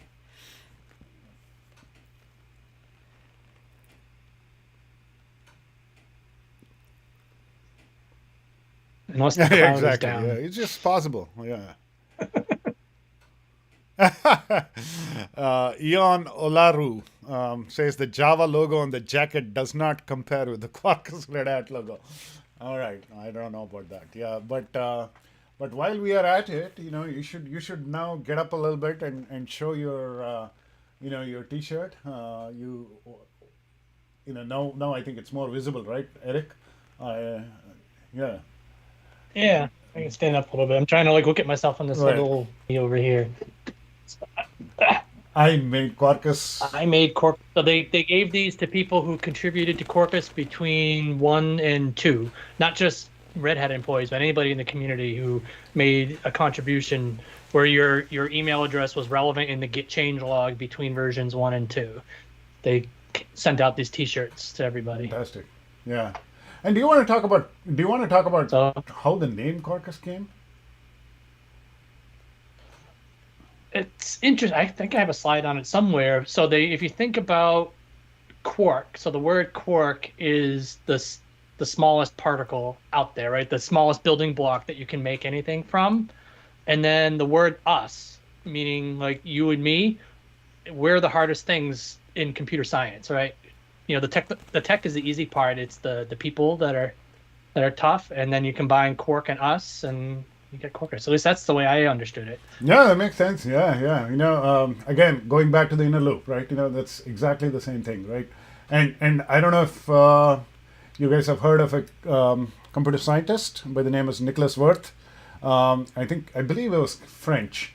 And basically he said programs is equal to algorithms plus data structures, right?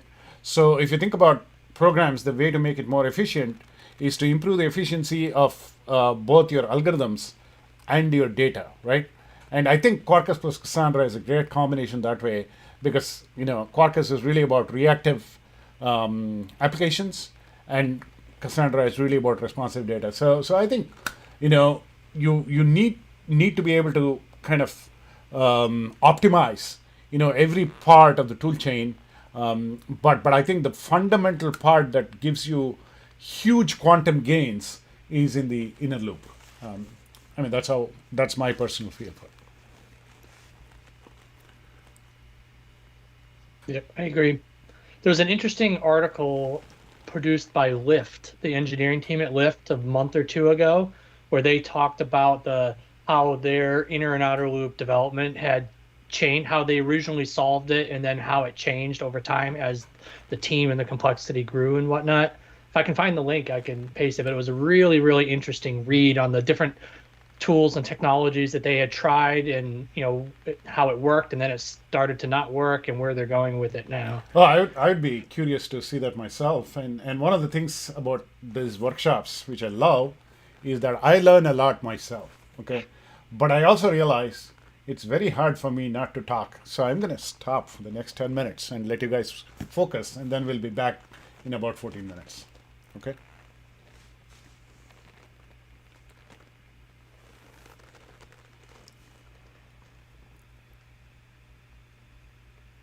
Oh, Swiss. Worth was Swiss. Thank you. Thank you for the correction.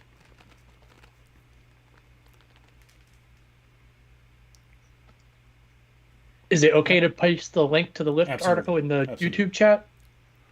So it's a 4-part series, and here's the link to the first one. The first 2 are the ones that talk about inner and outer loop, and then they talk about deployments and whatnot, staging, production, blue, green, and all that kind of stuff. It was a really, really interesting article series. The first 2 were really interesting. And I think Ion Olaru is absolutely right. Quarkus made Java great again. I think just that kind of breath of fresh air. I think other platforms are also following suit. I think made it really cool, and as Java guys, I think we are definitely on track to make it cool again.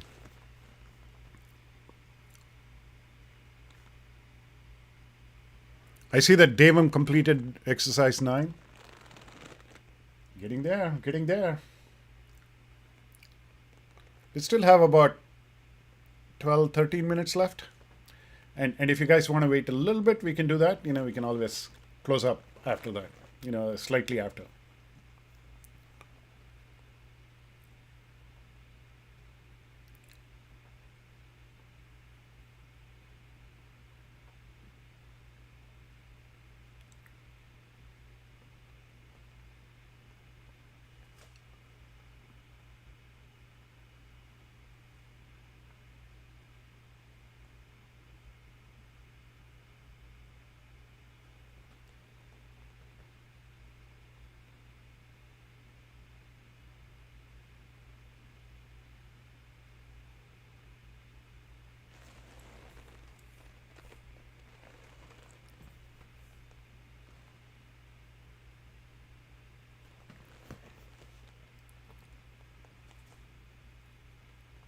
I'm just playing around with the slides just in case YouTube determines, oh, nothing is happening, and I'm going to shut down the stream or something like that. I don't want that to happen.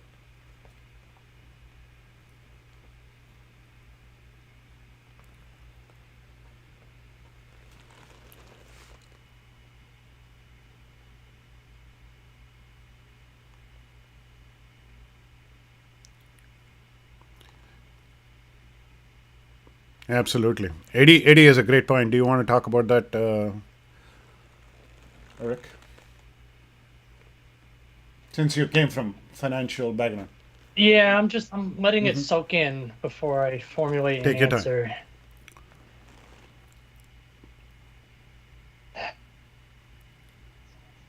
So I'd say that's true and maybe true and untrue. I mean, there's a ton of banks. I mean, look at like Goldman Sachs, Bank of America. A lot of these companies are really innovative, but then there's a whole slew of them that aren't. But that being said, they have a huge investment in Java right now. I agree that they're probably using Java the way it was designed to be back 20 years ago, right? With these huge workloads, but the shift to using lighter weight stuff, it's not just a technology problem. Like when we go in and we talk to customers about innovation and modernization and cloud native or whatever it is, technology is only 1/3 of like that cap theorem triangle you had is a kind of you can apply that here too, but you take the labels, you get the tech, you get the people, and you got the processes, right? The tech is only 1/3 of that. If you don't change the people and the processes, then you're just wasting your money and your cycles on the tech, right? So you've got to be able to change the mindset of how to, not just how to operate, but how to build applications at scale in this type of environment. And look at companies like Lyft or Netflix or LinkedIn or whatnot. I mean, these guys are going to production hundreds of times a day, right? With very little to no human intervention.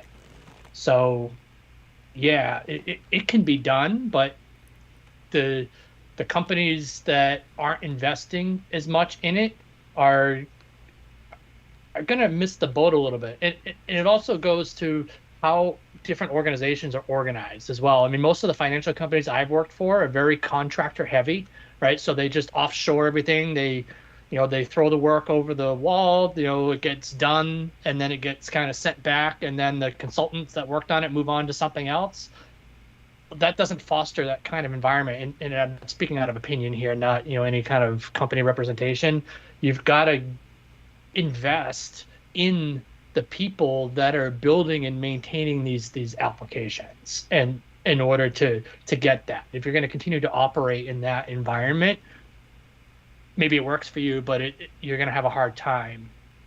The other thing I'll say, companies that try to do microservices and don't have good automation or don't have a good automation strategy are bound to fail, right? You've got to figure out automation, and you've got to be good at it, even at a maybe not like super, but you've at least got to have it, and you've got to get your feet wet in it before you can in fact, even if you don't do microservices, if you can do automation, if you have to pick one of the two, I would pick automation, so that's kind of how I would go. Yeah.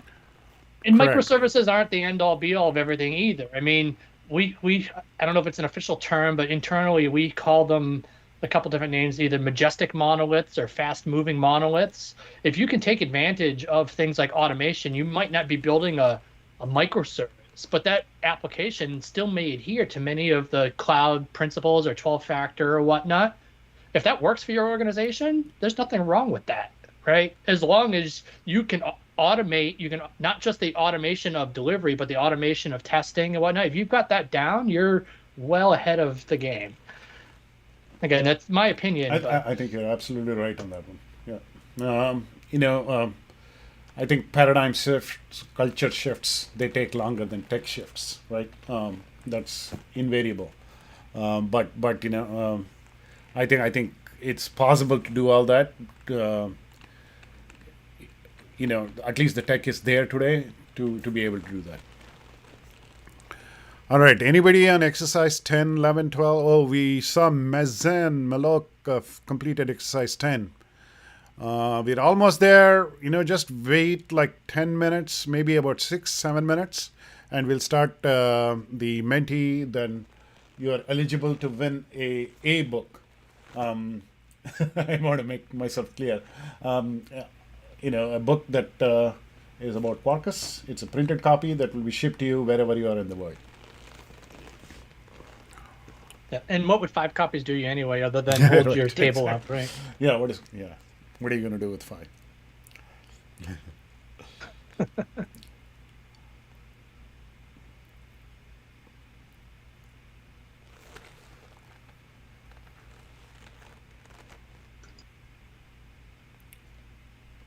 All right, we have about 5 minutes, and I would like to ask you to kind of start wrapping up. If you want to put in how many exercises you have completed, that'll be great.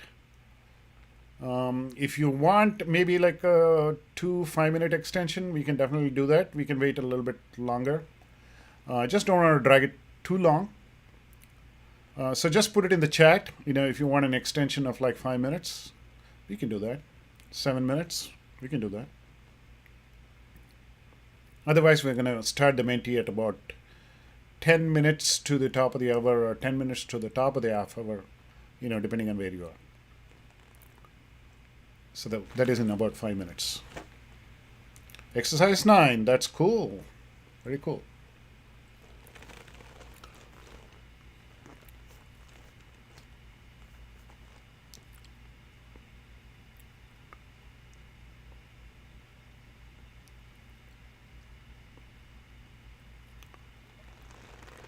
All right, looks like people are good to go, so we will start in about 4 minutes. Okay, is that good? We'll go through Mentee, ask a few questions, tough questions, and it's actually pretty simple. And I will talk about the rules in a moment, but we're going to do that in about 5 minutes. Yeah, I'll throw this out there too for people who want to know more about Quarkus. There's a sample application that we've built out there. I can drop the link in the chat for it. It's called the Superheroes. I've seen that. It gets like some heroes and villains, and they battle against each other. It's a It's kind of an interesting architecture. It's definitely a microservices, multi-service architecture. It's got some database. Unfortunately, there's no Cassandra in there, but there's Kafka and schema registries and all kinds of stuff in there. And there's a blog post about it too that talks about kind of why and some of the requirements that went into building it. Perfect. Yeah. Hopefully, one of the participants, will adapt it for Cassandra and put in a PR or something like that. Yeah, we really need the Cassandra dev service. So, everybody from Cassandra engineering is listening. Nice way of asking for that. hint, little nudge into the stomach here. Absolutely, absolutely. I love what Ian is saying about Java concurrency in practice. If it's only one book that you read, multiple copies in your hand, it's called Java concurrency in practice. Do you want to put in who the author is? I can't quite remember, but I've read them.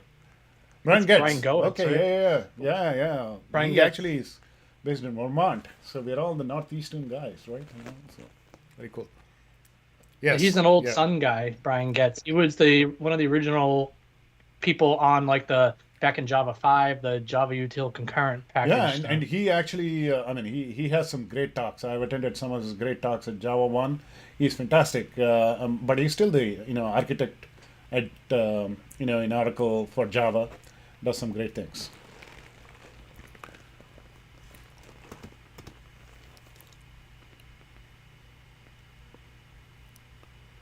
So performance analysis, do you want to talk about that? This is an advanced question by Mezzan Malouk. I think he's doing the native packaging, right? Maybe? Performance analysis. Yeah, I'm not sure what he's referring to in performance. So native build is a excruciatingly memory hungry and resource intensive process. So 2 minutes to do a native build is actually very fast in comparison to some others that are out there. Even for this, I wouldn't consider this a trivial application. It's somewhat non-trivial. It's not super trivial either. The native image and the dead code elimination process is quite memory hungry. And it's not just specific to Quarkus, it's GraalVM in general. It's just kind of the price you pay for it. But you're doing it once at build time, and then you're getting the bang every time you run the application. I'm trying to see what was my, how was it looking? What happened here? GitHub. What did I miss? All right, I'm not going to worry about it. Let me go back here.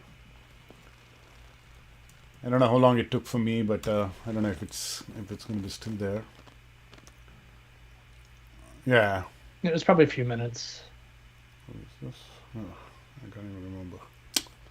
All right, let's go back here and see. Is this the one?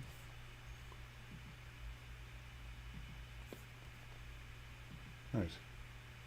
Yeah. Your Git pod probably stopped. All right, let's not worry too much about that. So it's about 10 minutes. So what I'll do is I'll go to the Mentee. Is that good? And then we'll wrap it up with some resources. Eric, try to finish up on time today. All right? And then, again, all the instructions are there if you want to do it on your own pace. Not a big deal. Okay? So let's go into Mentee. Okay, this you saw before. And I'm going to start the presentation. Let me see. Again, all that you do is put in this code 86741823. Okay, and here. All right, so let's go back here. Yeah, I'm having some trouble here. I don't know what's going on. Mentee sometimes freezes on me. Okay, there you go. It took forever. All right, so let's start presenting. Okay, so we did all this. Now is quiz time. Remember 86741823, and I'll make both you and me little if I can. And I'll add some music because it's always fun to have some music, right? So I'll keep it a little bit low. Let me know if it's too noisy. All right, quiz time. What are you going to do? 8674-1823 and join us. You will be eligible to win some books. Okay? One day I can advance the slides here. All right. Okay. Let's roll. Remember, look at your devices. We have a few people playing. So answer fast, but most importantly, answer correctly. Name of the database as a service we use today.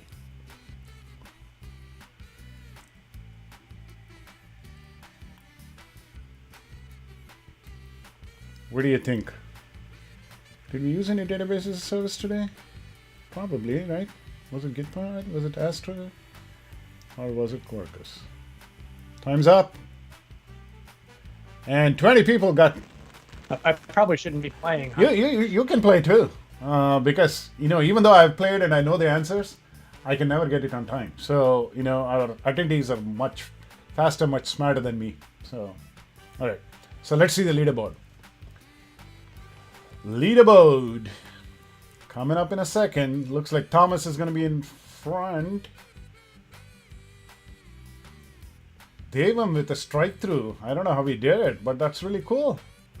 Mehul, St. Elmo, Kathy, Earthman. Any of you might still be able to win a book. Moving on. Next one. Question 2 of 7. I think it jumped from 0 to 2, but that's fine. Let's not worry about it.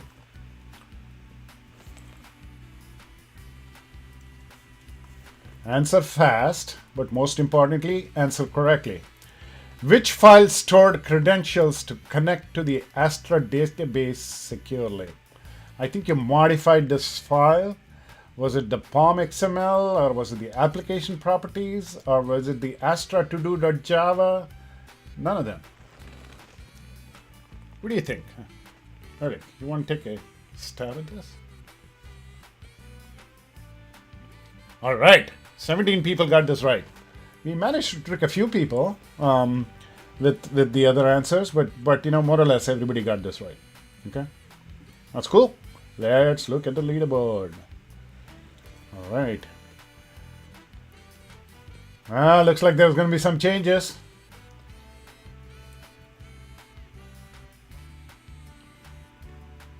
Mohammed Hati is on top. Devam. Pugi, Alvaro, and I believe if the strike through comes through, you answered this wrong, maybe. Akansha, but you can still win it. Nicola Semprini, is answered the fastest, so that's really cool. All right, looking exciting. Question 3 of 7. You still have not even half the way, right?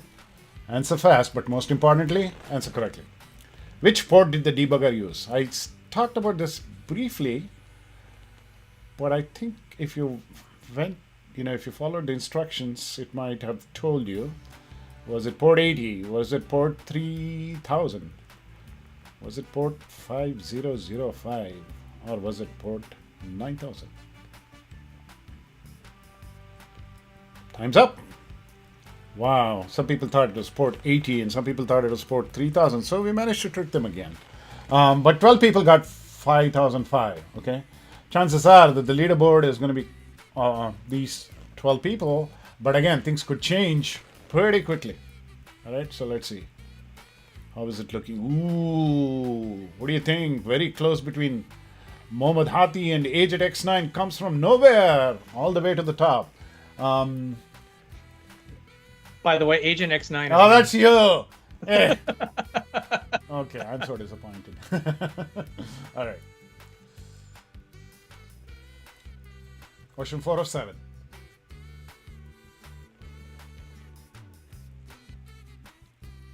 Answer fast, but answer correctly. What Maven target we did not use in this workshop?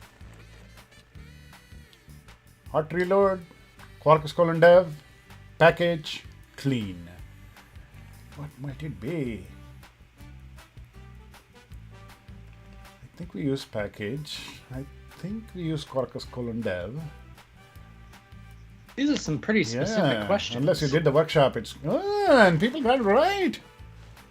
No, they got it wrong. That was wrong. Oh, that was my bad. I think hot reload was the hot reload was the one that we did not use. I managed to fool myself because everything else was used. That's Quarkus Dev was used, package was used, and clean was used. But hot reload is not an option unless you kind of you can always set the Maven targets. We just didn't use it today. Okay, so let's see how the leaderboard is shaping up.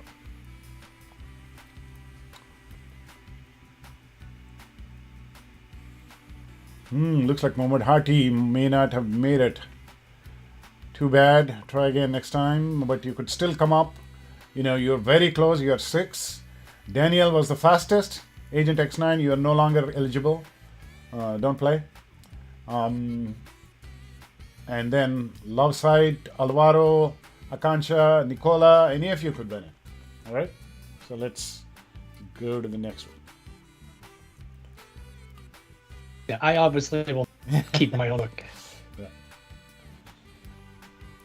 But it's cool. You were able to do it pretty fast. What are the endpoint we use to get Quarkus related metrics? And look at your phone.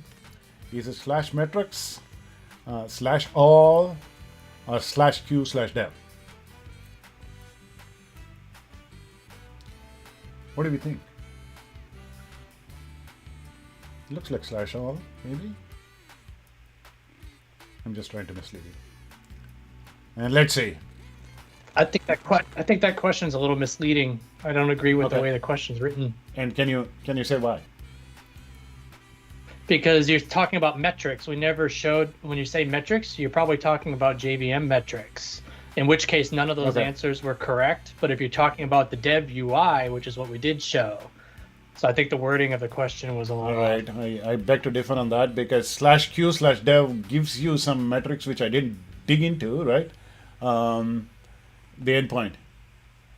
It depends on what you mean by metrics. Like for example, the okay, all right. We can talk about this later.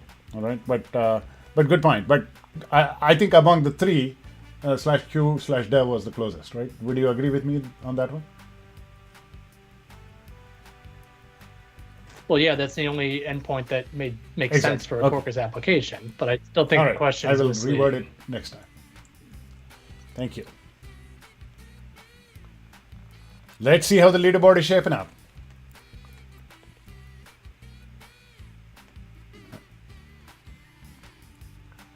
All right, Puggy, Kishore, Happy, and Agent X9 got it wrong, and that's why he's upset. I'm just kidding. Nicola, Daniel, Mazan, Keshava, any of you could still win this. Okay, we still have a couple more questions, and let's get to it as quickly as possible.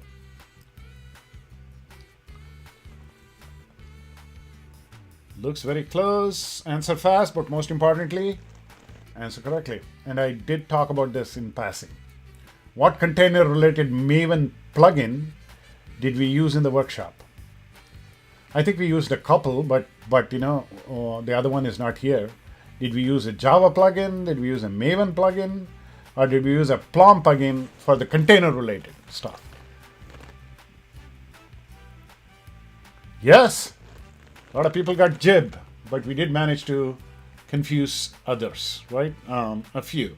But again, if you're paying attention or if you had gone through the exercises, you would have seen this. Okay, and to be fair, maybe you didn't get to that point, but I did talk about it during the workshop. All right, let's see how the leaderboard is shaping up. I think we have final question for all the marbles. All right, I think this leaderboard is very interesting in that it's kind of all over the place, which is kind of nice.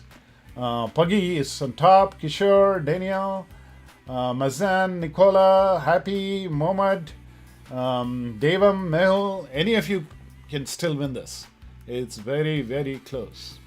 All right, let's go. Last question. You guys ready? All right, let's hit this. Answer fast, but answer correctly. Native image generation with Quarkus requires what? Does it require VM? I did not talk about this. Too bad. But you know, if you looked at the instructions, we do talk about this. And you probably talked about. Did you allude to this, Eric? I don't have the Mentee information. Okay. I don't see the question. So the question I is don't know what the native question is. image generation with Quarkus requires Graal VM, Java VM, and Linux VM. And I don't know if we talked about the Graal VM at all. So it was a little bit. We probably mentioned it in passing. But Yeah. So the native right? image definitely requires the Graal VM. Of course, you know, the Java VM is for running these, you know, in a portable fashion. But the native image, maybe you want to talk a little bit about the native image and Graal VM connection, now, since we didn't do it earlier in the workshop. Yeah, I mean, Graal VM is a product or project that an open source project for taking, and it's not just for Java, but taking, like, it works like with Python and a couple other languages, Ruby and whatnot, but taking those languages and taking the outputs of their builds, so in the case of Java, bytecode, and compiling it into a native executable. So in our case, we were running I think it was Ubuntu, so a Linux machine. So it actually removes the JVM and takes the bytecode, combines it with the JVM, and produces a native binary. But what it also does is it removes all dead code. And dead code is something that at compile time, like if I have a class that calls a method on another class, that's statically linked. But you know, with Java reflection, I could introspect into the class metadata and call methods through reflection. That is not a static link, and therefore that code would get thrown away by the Graal VM compiler. So the Graal VM compiler very aggressively reduces not just your code, but it looks at all your transitive dependencies as well and removes pretty much all dead code. So there's some gotchas that we don't have time to talk about now. And I know that you know, everybody is patiently waiting for who's going to be winning the $5. And without further ado, it's here. Hopefully, the leaderboard. Ta-da! Puggy is the winner. So here's what you're gonna do if you're in the top 5. So that's Puggy, Daniel, Nicola Semprini. Is it Mason or Hazen? Kishore, yeah. So those are the top 5, right? So what you're gonna do is you're gonna take a screenshot, and we'll I'll tell you where to basically send it. With what is the information that you require, Eric? You need the email and postal address and so on. I think whatever Jack, I think that goes through Jack, and then Jack will send it over to us. Okay, and let's go to the presentation now, and I'll give you a little bit more detail on how to do that. Okay, so this is paused, unpaused, and we are almost done with the presentation. So what you're going to do is, I don't have that. I did not have that. I thought I had it. Basically, what you're going to do, and I'll drop it in the YouTube, is jack.fryer at datastacks.com, and I'll put this in the chat in a moment. You take the screenshot and send it to him, and it will be shipped to you with all the details. Okay. If you can't find the details, you can go back and look at some of the other recordings, and it will be available. And if you don't, if you didn't take it while it was there, don't worry about it. Again, you can go back to the recording and find the screenshot. Right. So this will give you a Quarkus Cassandra badge, but there are a bunch of other badges available as well. It's fantastic to be able to put this on LinkedIn. As many of my colleagues say, I'll turn off the music because we don't want the music anymore. Give me a second. Hopefully, okay. And you can put this on LinkedIn, and I've heard, this is all anecdotal feedback. It even helps you to, with your salary and your professional life and so on. It's just cool to, kind of display this. Okay.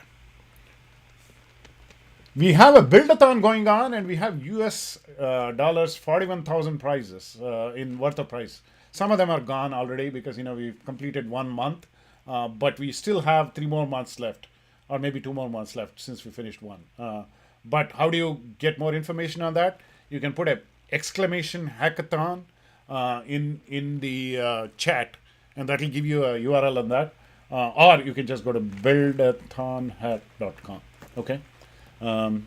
Even if you don't win prizes, I think it's really cool because it'll help you kind of get your hands dirty and kind of play with it. This is the book, the Quarkus for Spring developers, that was given out. But if you didn't win the print copy, don't worry about it, because you can download the free copy right from the Red Hat site. So it's not going to be the book that many people like, but still, I think the nice thing about this is you will get the latest edition. Once the editions get updated and so on. So that's kind of cool. But there are other resources as well. I think some of these are listed here. Some of them I think Erick talked about. Kind of the weekly chats, especially on Quarkus. Similarly, with Cassandra, we have workshops running every week. Some as similar. I mean, as simple as like introduction to NoSQL. Some a little bit more like on microservices. Some on data modeling. So all of those are resources that you can tap into. Want to talk a little bit more, Erick, on this resources? No, I think you covered it very well. It's a free download. We talk about a bunch of different stuff. We do have work plans to update it and keep it up to date. The examples GitHub repo has been kept up to date. Obviously we can't update the print, but the examples has been kept up to date. Okay, serverless and Quarkus, great combination, right? I think Daniel O, who actually worked with me in the previous workshop, he's responsible for kind of keeping this up to date. Is that right? Or do you want to talk a little bit about this?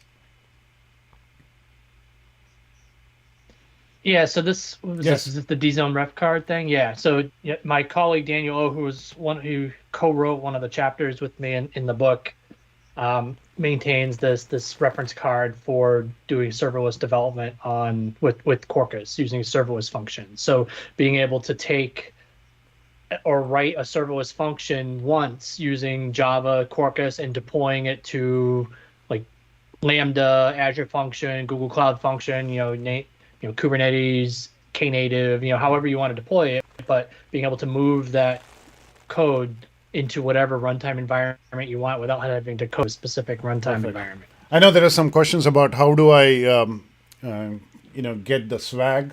Don't worry about it. I'll put it in the chat in a second after I'm finished with the workshop. But basically, if you want to get your hands dirty, there are a whole bunch of ways to get your hands dirty, right? This may not be reflective of the latest versions, but again, if you just go to Quarkus.io, that's probably the best way to get started, right? All right. Yep. With that, I want to thank you all very much. Thanks for coming. Thanks for spending 2 hours. Thanks for finishing up most of the exercises.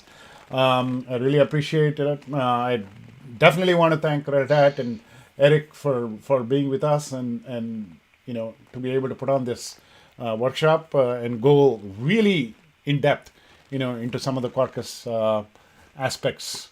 Again, it's really about the inner loop, responsive programs plus reactive programs plus responsive data, is great programs. Anything you want to say in closing, Erick? Yep, just thank you for inviting me, and look forward to doing this in person. I haven't been to an in-person event in over 2 years, so I'm into that. I myself, definitely want to do that as well. But hope to see you at an in-person event pretty soon. And with that said, Ciao, everyone. I'll put the information of how to get the swag in the chat. But for now, thank you. And as always, don't forget to click that subscribe button and ring that bell to get notifications for all of our future upcoming workshops. Imagine a being gifted with powers from the goddess of Cassandra, who grew those powers until she could multiply at will, move with limitless speed, and unmask hidden knowledge. With those powers, she was able to fully understand the connectedness of the world. What she saw was a world in need of understanding. From that day forward, she sought to bestow her powers on all who came into contact with her, empowering them to achieve wondrous feats.